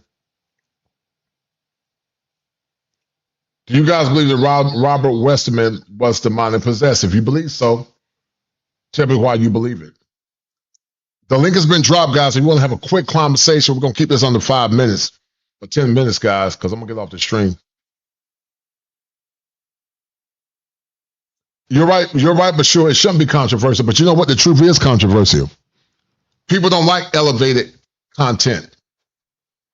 When you tell the truth, folks don't want to hear the truth. Move your head. I want to make sure you don't have to show your face on the camera, but let me see you in the background, and then I'll bring you up, brother. You don't have to show your face on the camera, but when I bring, okay, perfect. Okay, you can turn it off if you want to. That's cool, brother. Okay. All right, move your head. How you doing, brother? What's going on, man? Good. Posting yourself. Doing great, man. Just trying to understand the current world that we're living in, man. It's a different world, man, that we're living in, brother. And I do believe that we're in the end times, man. But what did you think about this Robert Westerman case, man? What did you think about it? I mean, it's not an isolated incident. I watch Alex Jones throughout the week. I drive a truck, as you know. And while I'm driving, during those hours, from like 12 to 4, I usually listen to like Alex Jones. And he's brought out the fact that the past dozen or so shootings, give or take, these mass shootings have all been performed by the same group of people. Right. No exceptions. When you say group of people, what do you mean? Like young white men or those tied to the alphabet community? What do you mean? The alphabet. Oh, wow. Right. Alphabet community. Right. Yeah, and when I had shared with you that I've witnessed like demonic spirit. I was incarcerated, and at the time I was in a facility in Ohio, Lebanon Correctional Facility. And the officer who was the first shift officer, you know, my younger brother was a corrections officer. My great grandmother's nephews, who were grown men when I was born, so they were always referred to as Uncle Roger and Uncle Kenneth. They were in law enforcement. So, like, because of the choices that I made, I never looked at law enforcement as like, oh, I don't like you, I got a problem with you. Right. Like that, because my family, you know what I'm saying, were like in law enforcement. Yeah, I was in law enforcement too. Law enforcement. So the corrections officer who worked first shift in the block that I was housed in, we had a good rapport. You know, I mean, we understood there's a line. You know, you got a job, I got a job. You know, I'm not gonna do anything in your presence is gonna, get you, you know what I'm saying, to where like your superiors are looking at you a certain way, but at the same time, I'm a convict. I'm in the penitentiary. Right. So, I came in from my job assignment, and at this point, convicts ran the penitentiary. So the count office, you had like staff administration that they were over the convicts, but the convicts were the ones who actually put the pen to the paper and did the job. Right. So, I came in and it was count time, and there was this Caucasian cat in my cell. So I'm like, I looked and I'm like, yeah, don't even worry about it. You know what I'm saying? He hadn't unpacked his stuff. I said, hey, don't unpack your stuff because you about to be moving. Mm-hmm. He was like, I'll be right back. You about to be moving. So I went out and I'm like, Scott, I'm like, no, I was hugging. I'm like, the CEO, I'm like, what's going on, man? You know what I'm saying? Y'all done moved this, you know, I'm saying, they moved this dude in my cell, man. He can't be in my cell, man. So Huggins was like, he's like, I'm gonna get him out as soon as count clears. You know what I'm saying, you know, just let him stay in there until count clears. I'm not, you know what I'm saying? I'm not an a-hole, man. You can Right. stay in the cell, you know what I'm saying, for 45 minutes. That's not gonna kill you. It's not gonna kill me. But Right, you're not about to stay in here. Right. So when I came back in the cell, he commenced with this conversation that it began like, I'm not a bad person. I've got an evil spirit that follows me around. Now I can already see he's dealing with some mental health issues, Mm-hmm. which is, you know, I mean, you find that in the penitentiary. You do. Once they You do. close down, once they close the psychiatric hospitals down, now those people who once would have been in psychiatric hospitals, now they're in general population in the penitentiary. Right. So, I told him, I'm like, look, man, I'm like, I don't want to hear that. You know, like, you don't have to explain yourself. You don't owe me an explanation. As soon as count clears, you're going to be moving. Don't get comfortable. And he's like, he got serious and teared up. He was like, got an evil spirit that follows me around. And at that moment, dead in the center of my cell, where I was standing at, right next to me, he was up in the bunk on the top bunk. I was, you know what I'm saying, like standing up, looking at him, talking to him. And right next to me, there was an intense, just a small spot, the area which it would have took for a human being to stand in. Mm. Just intense heat. And it had an odor of sulfur.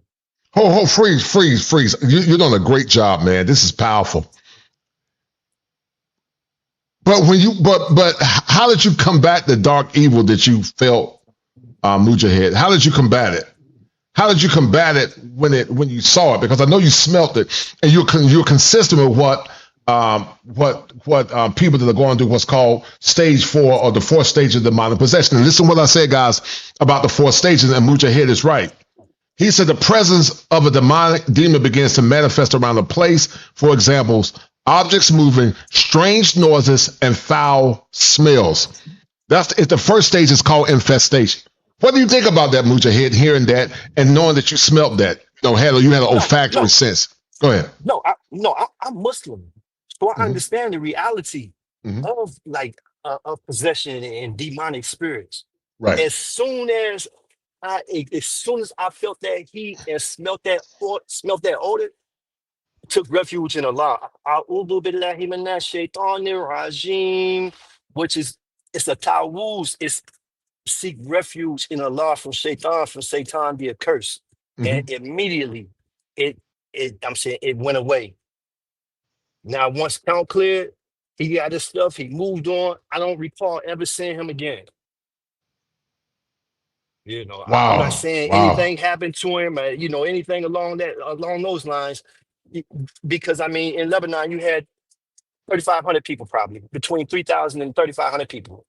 You know, okay. So where's to Lebanon not see at? him again. Where's Lebanon, Lebanon? it's in southern Ohio, about 20 miles outside of Cincinnati. Right. Yeah, used to be like a hotbed for Ku Klux. The Grand Wizard of the Ku Klux Klan, you know what I'm saying, was from there for decades.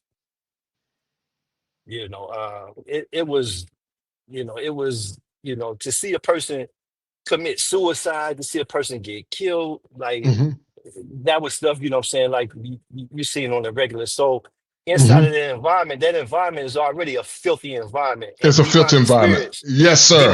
Demonic yes, spirits sir. thrive in filth. They thrive They in do. filth. Yes, sir. So 100% correct. You're right. When you look at the alphabet community, like my great grandfather was extremely conservative. My great grandmother, her great grandfather established the first African American Baptist church in Ohio, Middle Grove Baptist Church in Greenfield, Ohio.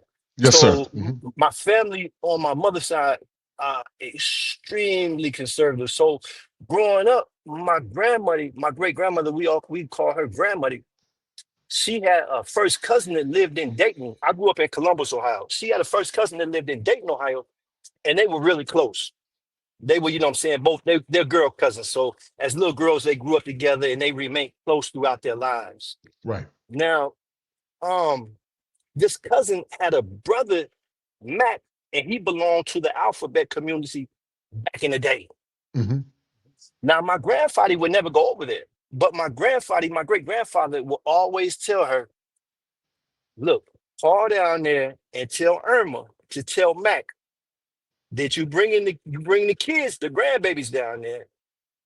I don't want any of his friends over there, and none of the grandbabies is to be on his lap.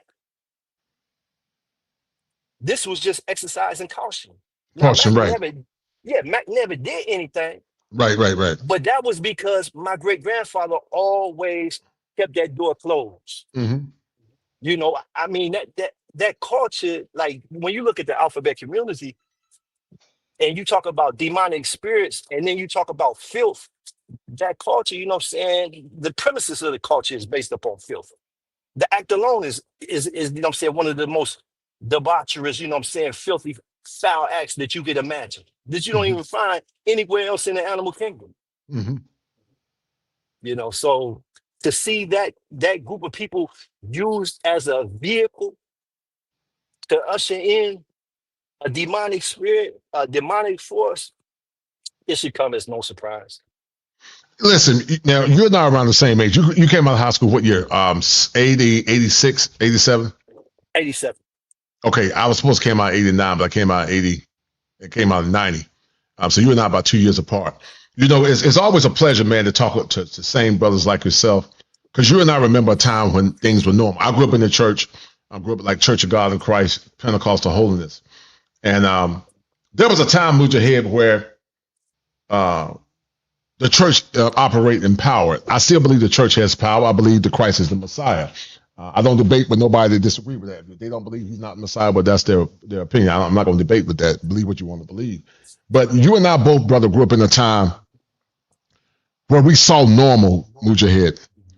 We saw better women. They weren't perfect, but we saw better. It's like a canopy, Mujahid, of darkness that you feel now. You can't explain it, but it's a heaviness. And you're right about those demonic spirits in prison. When I worked in prison, I felt it. I even got shingles twice due to the stress.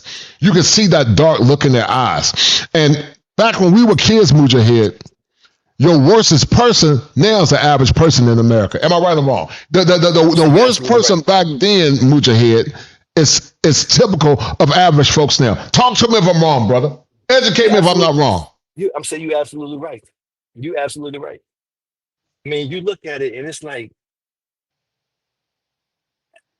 I'm saying we are at like, you know, we are at the end of times. We're at the end of times, brother. Yes, sir. I mean, it may come tomorrow. It may come the day after. It may come a year, 5, 10, 15, but it's up on us. Yep. All of the behavior, the attitudes, like I mean, I'm 56 years old. I'll be 57 in November. Mm-hmm. So I remember when relationships was just, you know, all my aunts, you know what I'm saying, got married. Yep. You know, like all of my great grandmother, my great grandparents, they were together for over 50 years. Yep. My mom and dad were together, man. My mom is passed, bless her heart. She died back in May. My mom, yes, sir. Yeah, appreciate it, man. My mom and dad were together, Mujahid, for almost 60 years. My mom was a virgin when she got married. She didn't have no children. And for the most part, she was wife rated. Now, was she a perfect mom at some stages? No. But overall, she was a good woman. My grandmom was a virgin. We grew up in the rural country of Eastern North Carolina, man, where the soil is fertile. And we ate off the land. We ate greens. We ate salad. We ate turnip greens. When we were as kids in school, Mujahid, everybody was skinny. Most folks were skinny, man. People were healthy. But we're being destroyed through our ear gate. We're being destroyed through our bodies. We're being destroyed through our mind. And it's all a pernicious attack on humanity. But watch this, Mujahid. Not only is it a pernicious attack on humanity, it is a pernicious attack on masculinity because man is symbolic of God. Definitely. Yeah, definitely. I looked at like, but sure, and I, you know what I'm saying, we were, you know what I'm saying, going back and forth, you know what I'm saying, in the chat. My great grandmother used to can. She had her own garden, and every year she would can. I'm talking about there would be stuff in the bottles, you know what I'm saying, canned, pickled or whatever. And then you know what I'm saying, she had stuff that she had placed in the freezer bag, she had prepared. And I'm talking about some of the best food. I don't have any health issues to this day. And I attribute it to the way my great grandmother cooked. You know, I had read a book, this was 25 years ago, and it was written by a scholar, and he was talking about some of the chemicals that were being shot into the meat, which took a person, if a person had, like, there were people that they have feminine traits, but they're not necessarily a part of the LBG community. They just have feminine traits. This chemical that is found in our meat will push them over across the border, across the threshold into that alphabet community. I see your point. Yeah. Some because of the hormones. Yeah. So it's we're being attacked with the food. Now, you know what I'm saying? Like Bethshua said that she has heirloom seedlings. Because I said, you know, now the majority of the seeds, they're, you know what I'm saying, genetically modified organisms. I'm saying it's very difficult, you know, to get seeds that aren't genetically altered. You know, so it's an attack, it's an onslaught. It's an onslaught, brother. It's an It's an onslaught. onslaught from multiple different directions. From multiple different like, directions. Right. I totally agree.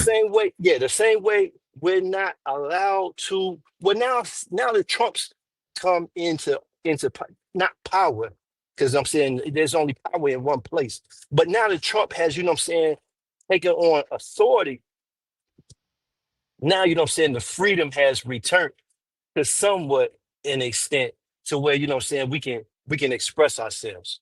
Right. Prior to, you know what I'm saying, Trump's return, it was like, you'll be canceled. There's certain groups of people that you still can't talk about.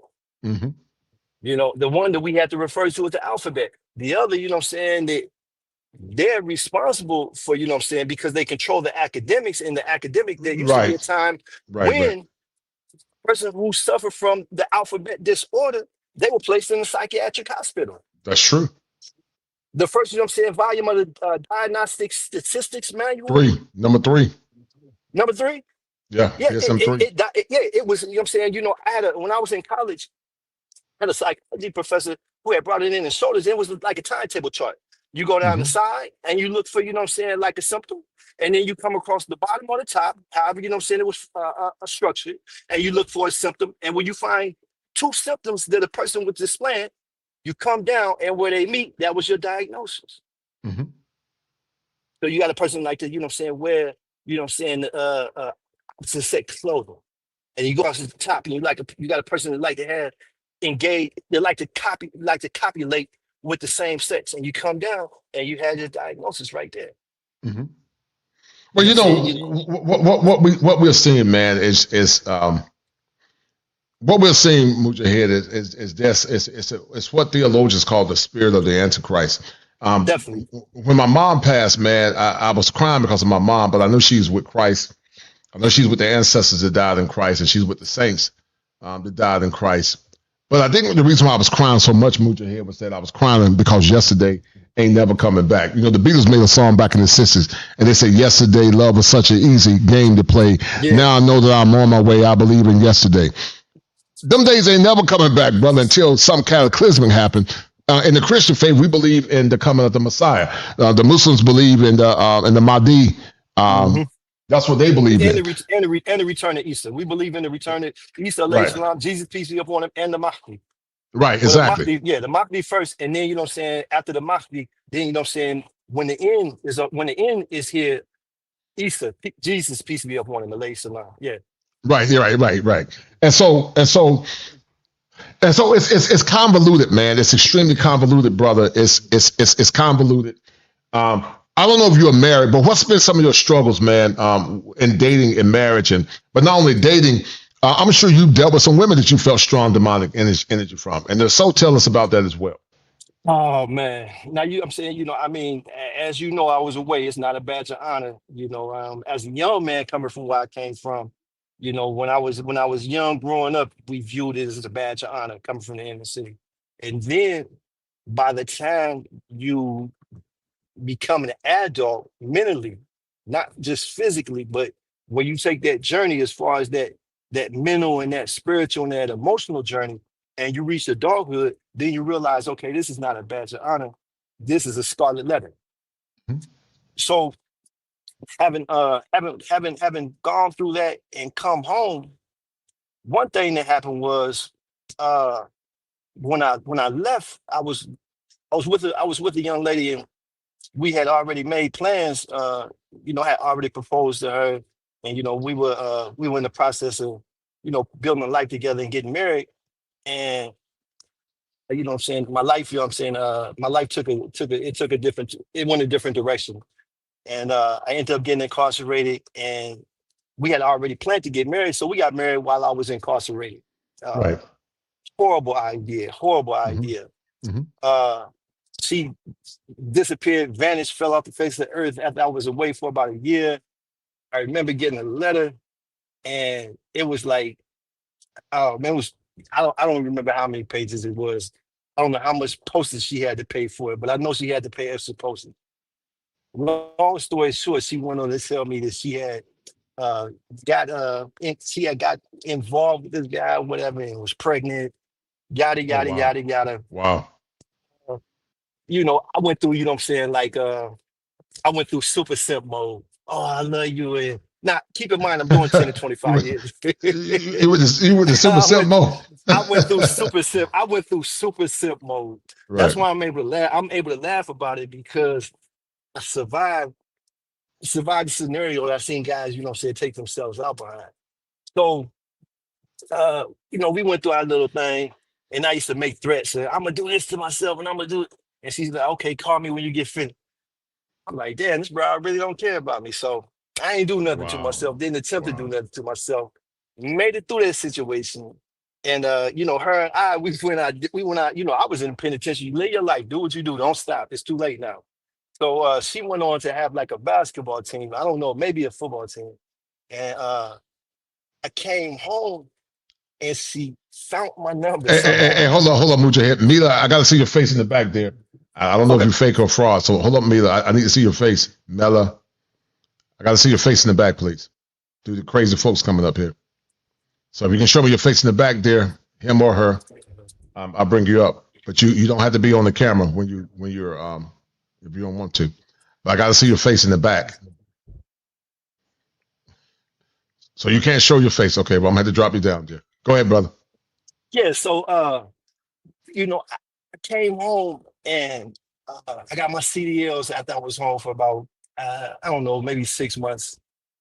And I was on a road up by New York, just leaving out of New York, coming in, crossing over in Connecticut, and I had been receiving these calls, but it was no number. So, what I'm saying, a month or two of getting receiving these calls every day, I'm starting to get irritated. It's like 9, 10 o'clock at night. I'm about to shut down for the night. This caller with no caller ID comes through, so I'm about to nip it in the bud. I answer the call. Hello. As soon as I answered, I recognize her voice. So she thought that in her twisted, distorted mind, she thought that we were going to like pick up where we left off from. And I entertained her, I entertained her, for a brief period of time. And then, just, did away with that. But have I, experienced some demonic experience? As far as like in the women that I've dealt with, I had one female in particular that I dealt with when I first came home. And she had like about a half a dozen wigs.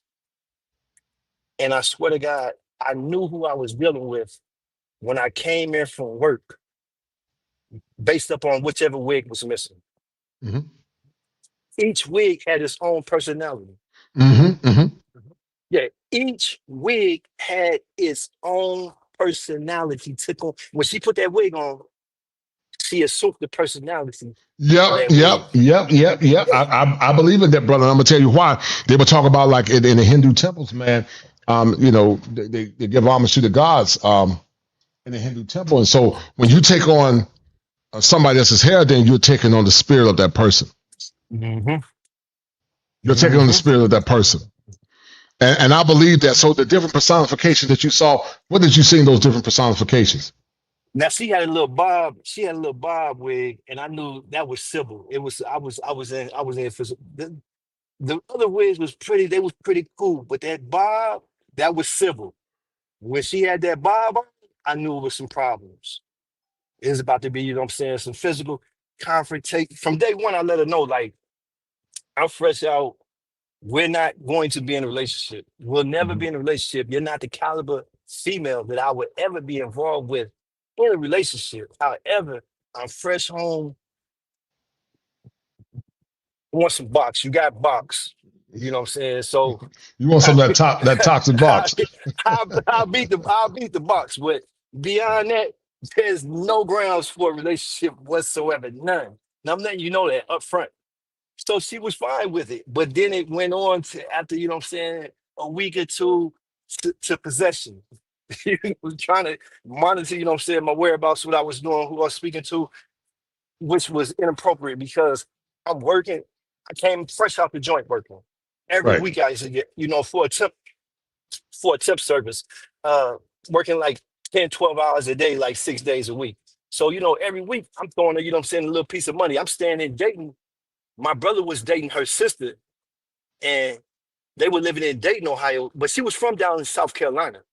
So my brother was like, man, you know what I'm saying? I'm dealing with this little female. She got a sister. I showed her a picture and she like, and yada, yada, yada.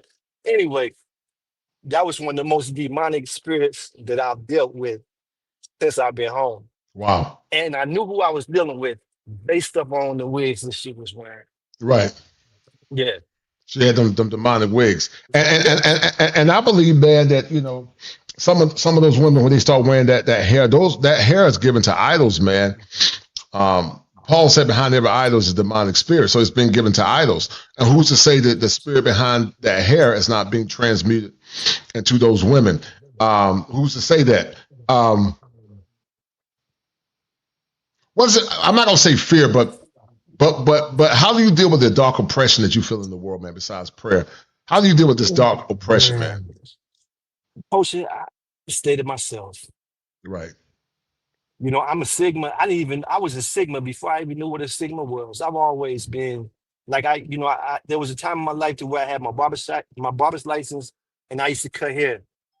And I was working with a guy, and we didn't even know each other. I was away from the shop one day grabbing something to eat, and one of my clientele had come in, and he gave me a call, like, where you at? I said, I'm around the corner, like 10, 15 minutes, and I'll be there. I'm just getting something to eat. So I get back from grabbing something to eat, and my partner, you know what I'm saying, from Detroit, he pulled me outside. He was like, are you cool with the barber, you know what I'm saying, right next to you? I'm like, yeah, Nate. He was like, what you mean? Yeah, Nate. I said, yeah, when I'm around, but when I'm not around, I don't know. He was like, man, dude was talking about you like a dog, talking about how you institutionalized and yada, yada, yada, yada, yada. So when I go back in the barbershop, I told him, I said, when you get finished, let me have a word with you outside, man. So now he feeling leery because he seen my man just call me outside and us have a word, and then I come in and I come directly to him. So he know he done been, you know what I'm saying, called out. So I'm like, look, when you get finished cutting your client, let me have a word with you outside. So he didn't want to go outside. He said he wants to, you know what I'm saying, try to, you know what I'm saying, create a scene. I said, look, man, I'm not about to do anything to you in here. I said, but we can go outside. I said, because you're talking about me like you actually know me. We've never met before. We've never met outside this barbershop. You know what I'm saying? Like, I've always been to myself.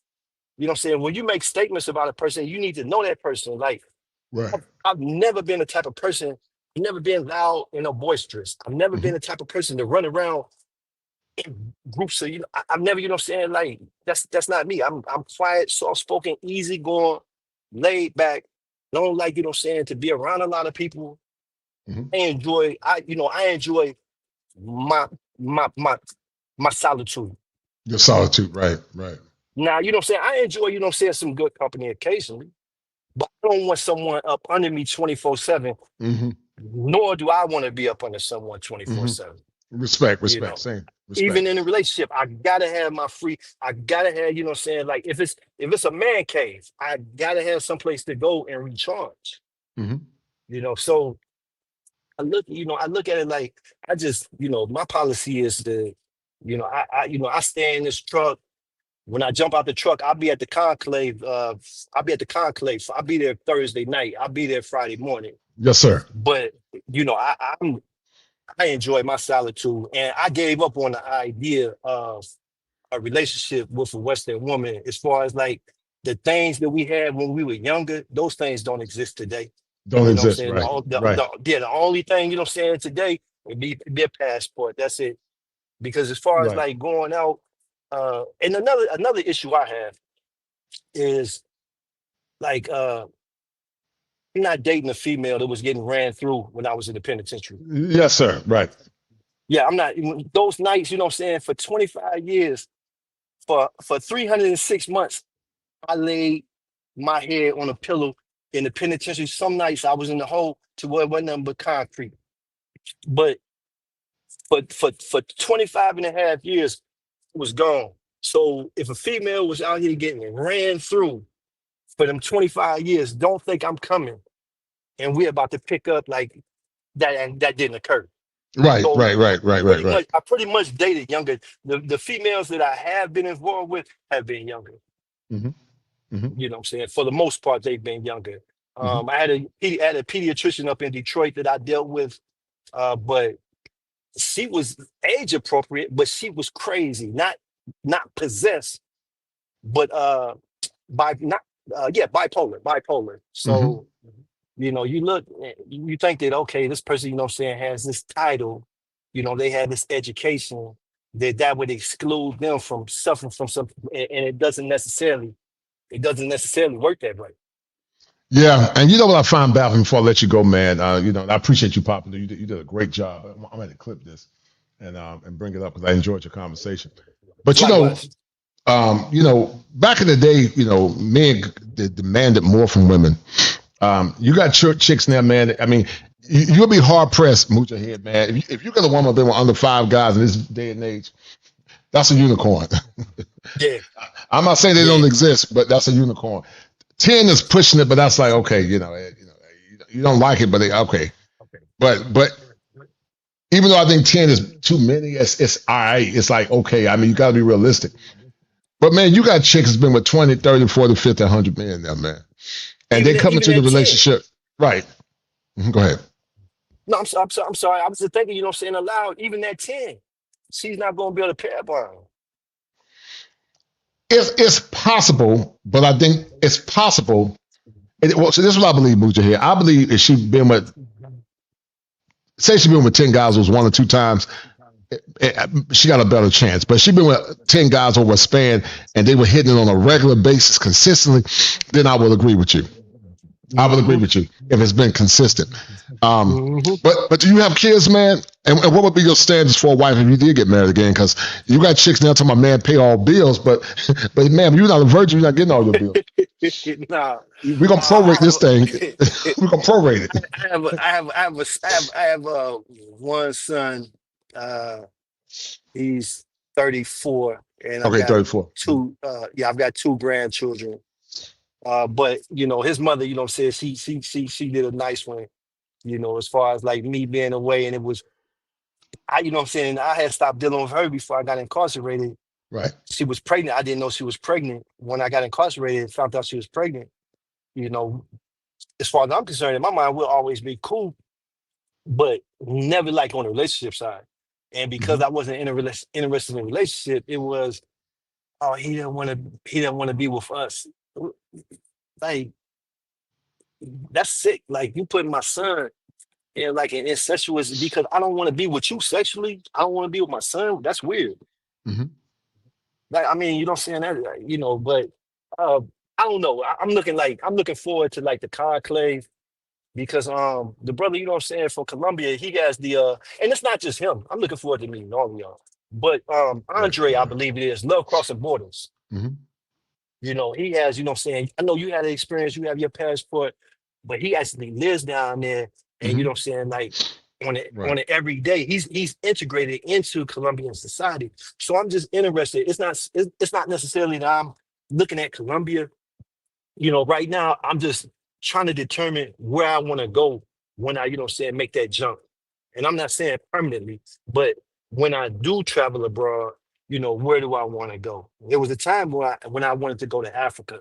And now, you know what I'm saying, I'm kind of leaning towards Southeast Asia, like the Philippines, Laos, Cambodia, you know, Thailand. Uh, you know, with all the stuff that's going on in South America, I don't know if I want to go down there and get exposed to that ketamine or that whatever it is they dropping on, you know, the Mickeys that they dropping on dudes down there. I don't know if I want to go down there, you know what I'm saying, and run the risk of getting exposed to that.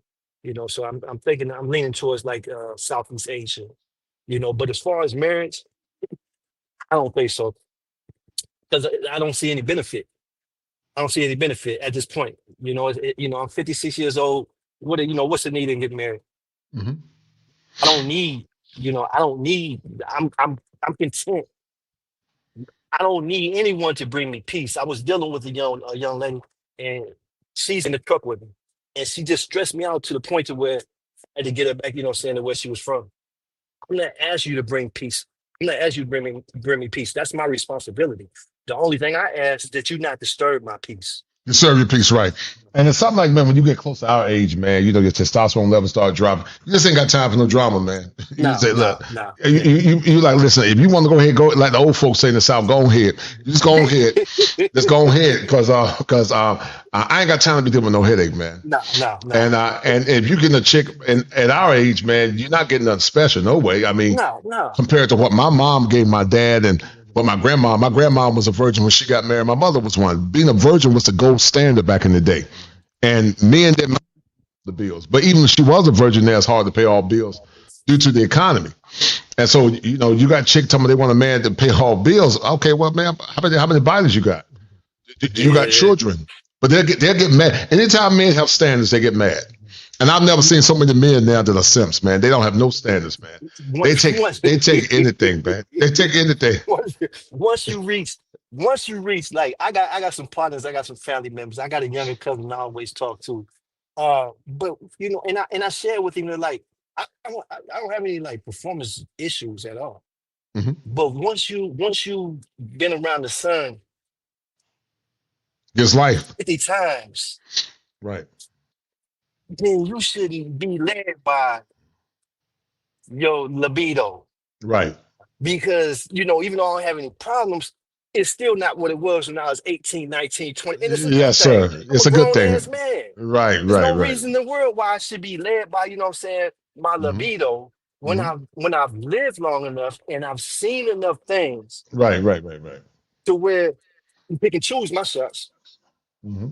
You know, I'm not led by, you know what I'm saying, and I'm not doing extra. I'm not doing the most for anyone or anything. Period. I don't care how old, 22, 23. Don't look at me like a sugar daddy. Don't think I'm a trick. I'm not doing it. I'm perfectly fine. I don't blame you, bro. Solo. I'm perfectly fine solo. I'm not I don't degrading myself. I'm not humiliating myself. I hear a lot of guys talking about tricking. Do your thing. I'm not the D police. Do your thing. Right. But I'm just uncomfortable with it for myself. No, I respect that. I mean, you know, I don't tell people what morally and spiritually is wrong, but you got that person got to answer God for that. I ain't got nothing to do with it. They got to stand for God. Yeah, I'm not the moral police. I'm not the D police. I just go off of my heart and my soul. For me, it just doesn't sit right. Yeah. No, I totally agree. If I can't play in the game, then I get to play in the game, you know what I'm saying, occasionally now, you know what I'm saying? But if I can't play in the game on my terms, then I don't want to play in the game. You know what I'm saying? Like where I come from, And we're the same age, so it's not like, you know what I'm saying, we come from different eras. You know as well as I know, if your grooming wasn't right, you didn't have to have, you know what I'm saying, name brand, expense, but clean, iron. You know what I'm saying? You know, we used to iron our clothes. Right. You know what I'm saying? You made sure, you know what I'm saying, your hygienes, you know what I'm saying, you know, you didn't have to spend $400 on a bottle of cologne, but you made sure you had you some great flannel or something, you know what I'm saying? Right. You know, when I used to go, you know what I'm saying, to like, I used to box. So when I used to go up to Ohio State University for like the frat parties, man, I can't tell you, you know what I'm saying, the number of quality. I've had like some really, really high quality women, you know, but I was young and goofy, young and simple, and thought I was slick.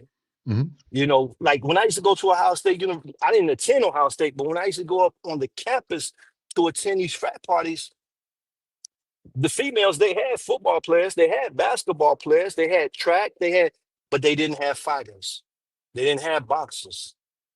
So when me and my partners that I ran with, that I fought with, when we used to go up there with the Golden Gloves jackets on, it was, oh my God, blowing. You know, I'm an athlete just like he an athlete. I had ran into Jim Jackson down in Orlando last weekend. You remember Jim Jackson that played for Ohio State, went to the Dallas Mavericks? I remember. I ran into him in a cigar lounge down in Orlando, Florida. I didn't realize Ice Cube had his 3-on-3 tournament down there. And I was down there, you know what I'm saying? My family had, my cousins, everybody had flew down there. I had just kind of low down there, and we had a little spot out in Kissimmee for like a few days. So I had went into Orlando to the cigar lounge and ran into Jimmy Jackson. And you know, when I seen him, I recognized him, you know what I'm saying? You know, he had come to Ohio State shortly after I got locked up. So I'm like, Jim Jackson. He's like, yeah. I said, man, let me have a word with you. So he's like, what's your name? I'm like, do you know so-and-so and so-and-so? He's like, yeah. I'm like, man, that was my girl, man, before I got locked up. I'm like, when I got locked up, you took my chick, man.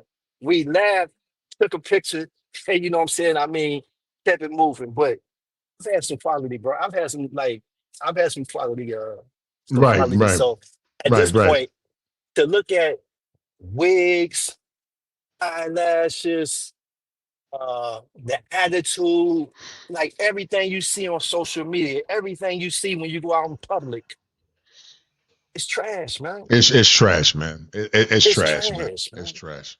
It's trash. And that's why I'm so adamant about the things I say and do. Because I remember a time when women were better. Gen X women weren't perfect, but they were a lot better than they are now. A hell of a lot better. They were a lot better. Gen X women they weren't perfect, but your worst Gen X woman back then is like the average chick now. Man, you pray, you know what I'm saying? You would beg, you know what I'm saying, to have, you know what I'm saying, the worst little Gen X bra pop up today. Right. You know, but I mean, you know, you see it like, and it's, the only thing you do is just shake your head, man, and keep it moving because it's never coming back. It ain't never coming back, bro. No, But listen, never coming back. I'm gonna end it, man. I'll see you at the conclave, man. We're chopping up when we get there, man. I enjoyed the conversation, man. Much love and blessings, man. I know this topic was controversial, even though it was the truth. You know, but sadly on YouTube, man, folks don't like. Great show, culture, man. I appreciate it, man. They don't like higher criticism, higher thinking. You know, YouTube is set up for trash, man. So if you're not doing trash content and sensationalism, you ain't gonna get no views, man. But anyway, share it, man. Yes, sir, bro. Share the stream, brother. To meet you. Okay, no doubt, brother. Likewise, be good, brother. All right, be good, brother. All right, guys, we're about to end it. My man Muja here. I'm gonna drop him down real quick. And I appreciate this brother tapping in. He said, we Gen X women had no problem cooking for a man. Yep, you're right. I remember like it was yesterday. I agree with you 100%. But anyway, guys, we're going to end it here, guys. Thank you guys for tuning in. Shout out to my man Muja here, guys. We're going to end it here, guys. And I will see you guys at some point soon. I'll see you guys soon, guys. And once again, thank you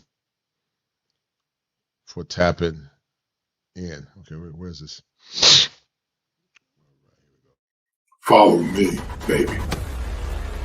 The elders are old and out of touch. I have the power to help you become the better version of yourself. Listen to me. I know what's best for you. I am the Snake Whisperer.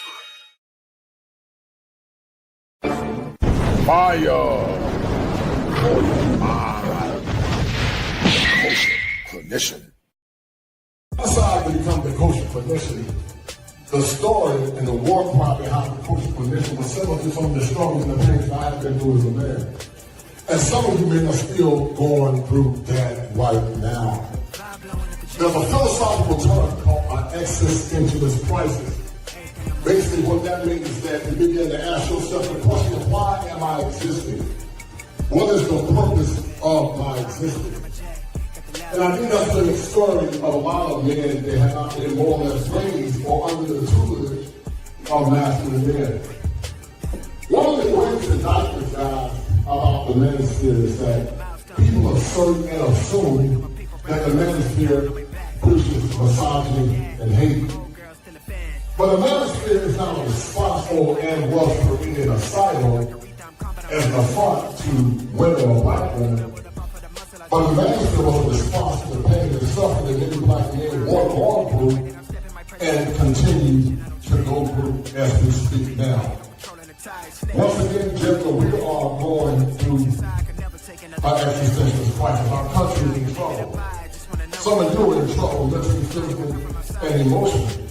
And you're not ready to move to higher ground until you get the requisite help that's going to help you become the better version of yourself. Real men put the strap down and we can toss them. This is our culture. Now we talking kosher. Clinician. All right. There it is. All right. Now hit it for me.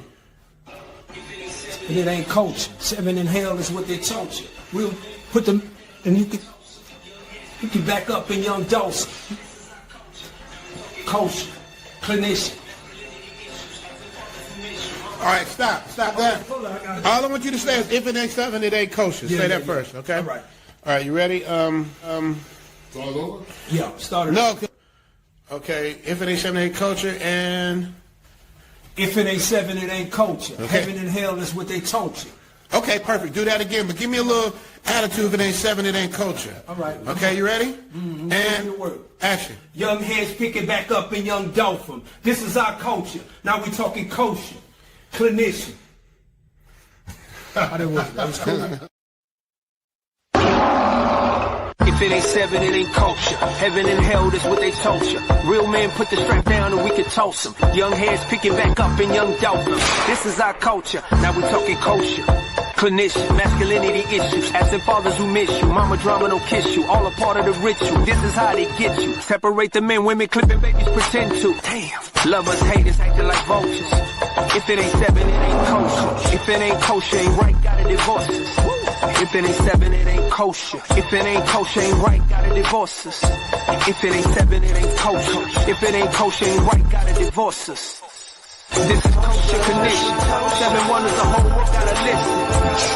This is kosher condition. 7 wonders, the whole world gotta listen. This is kosher condition. 7 wonders, the whole world gotta listen. This is kosher condition.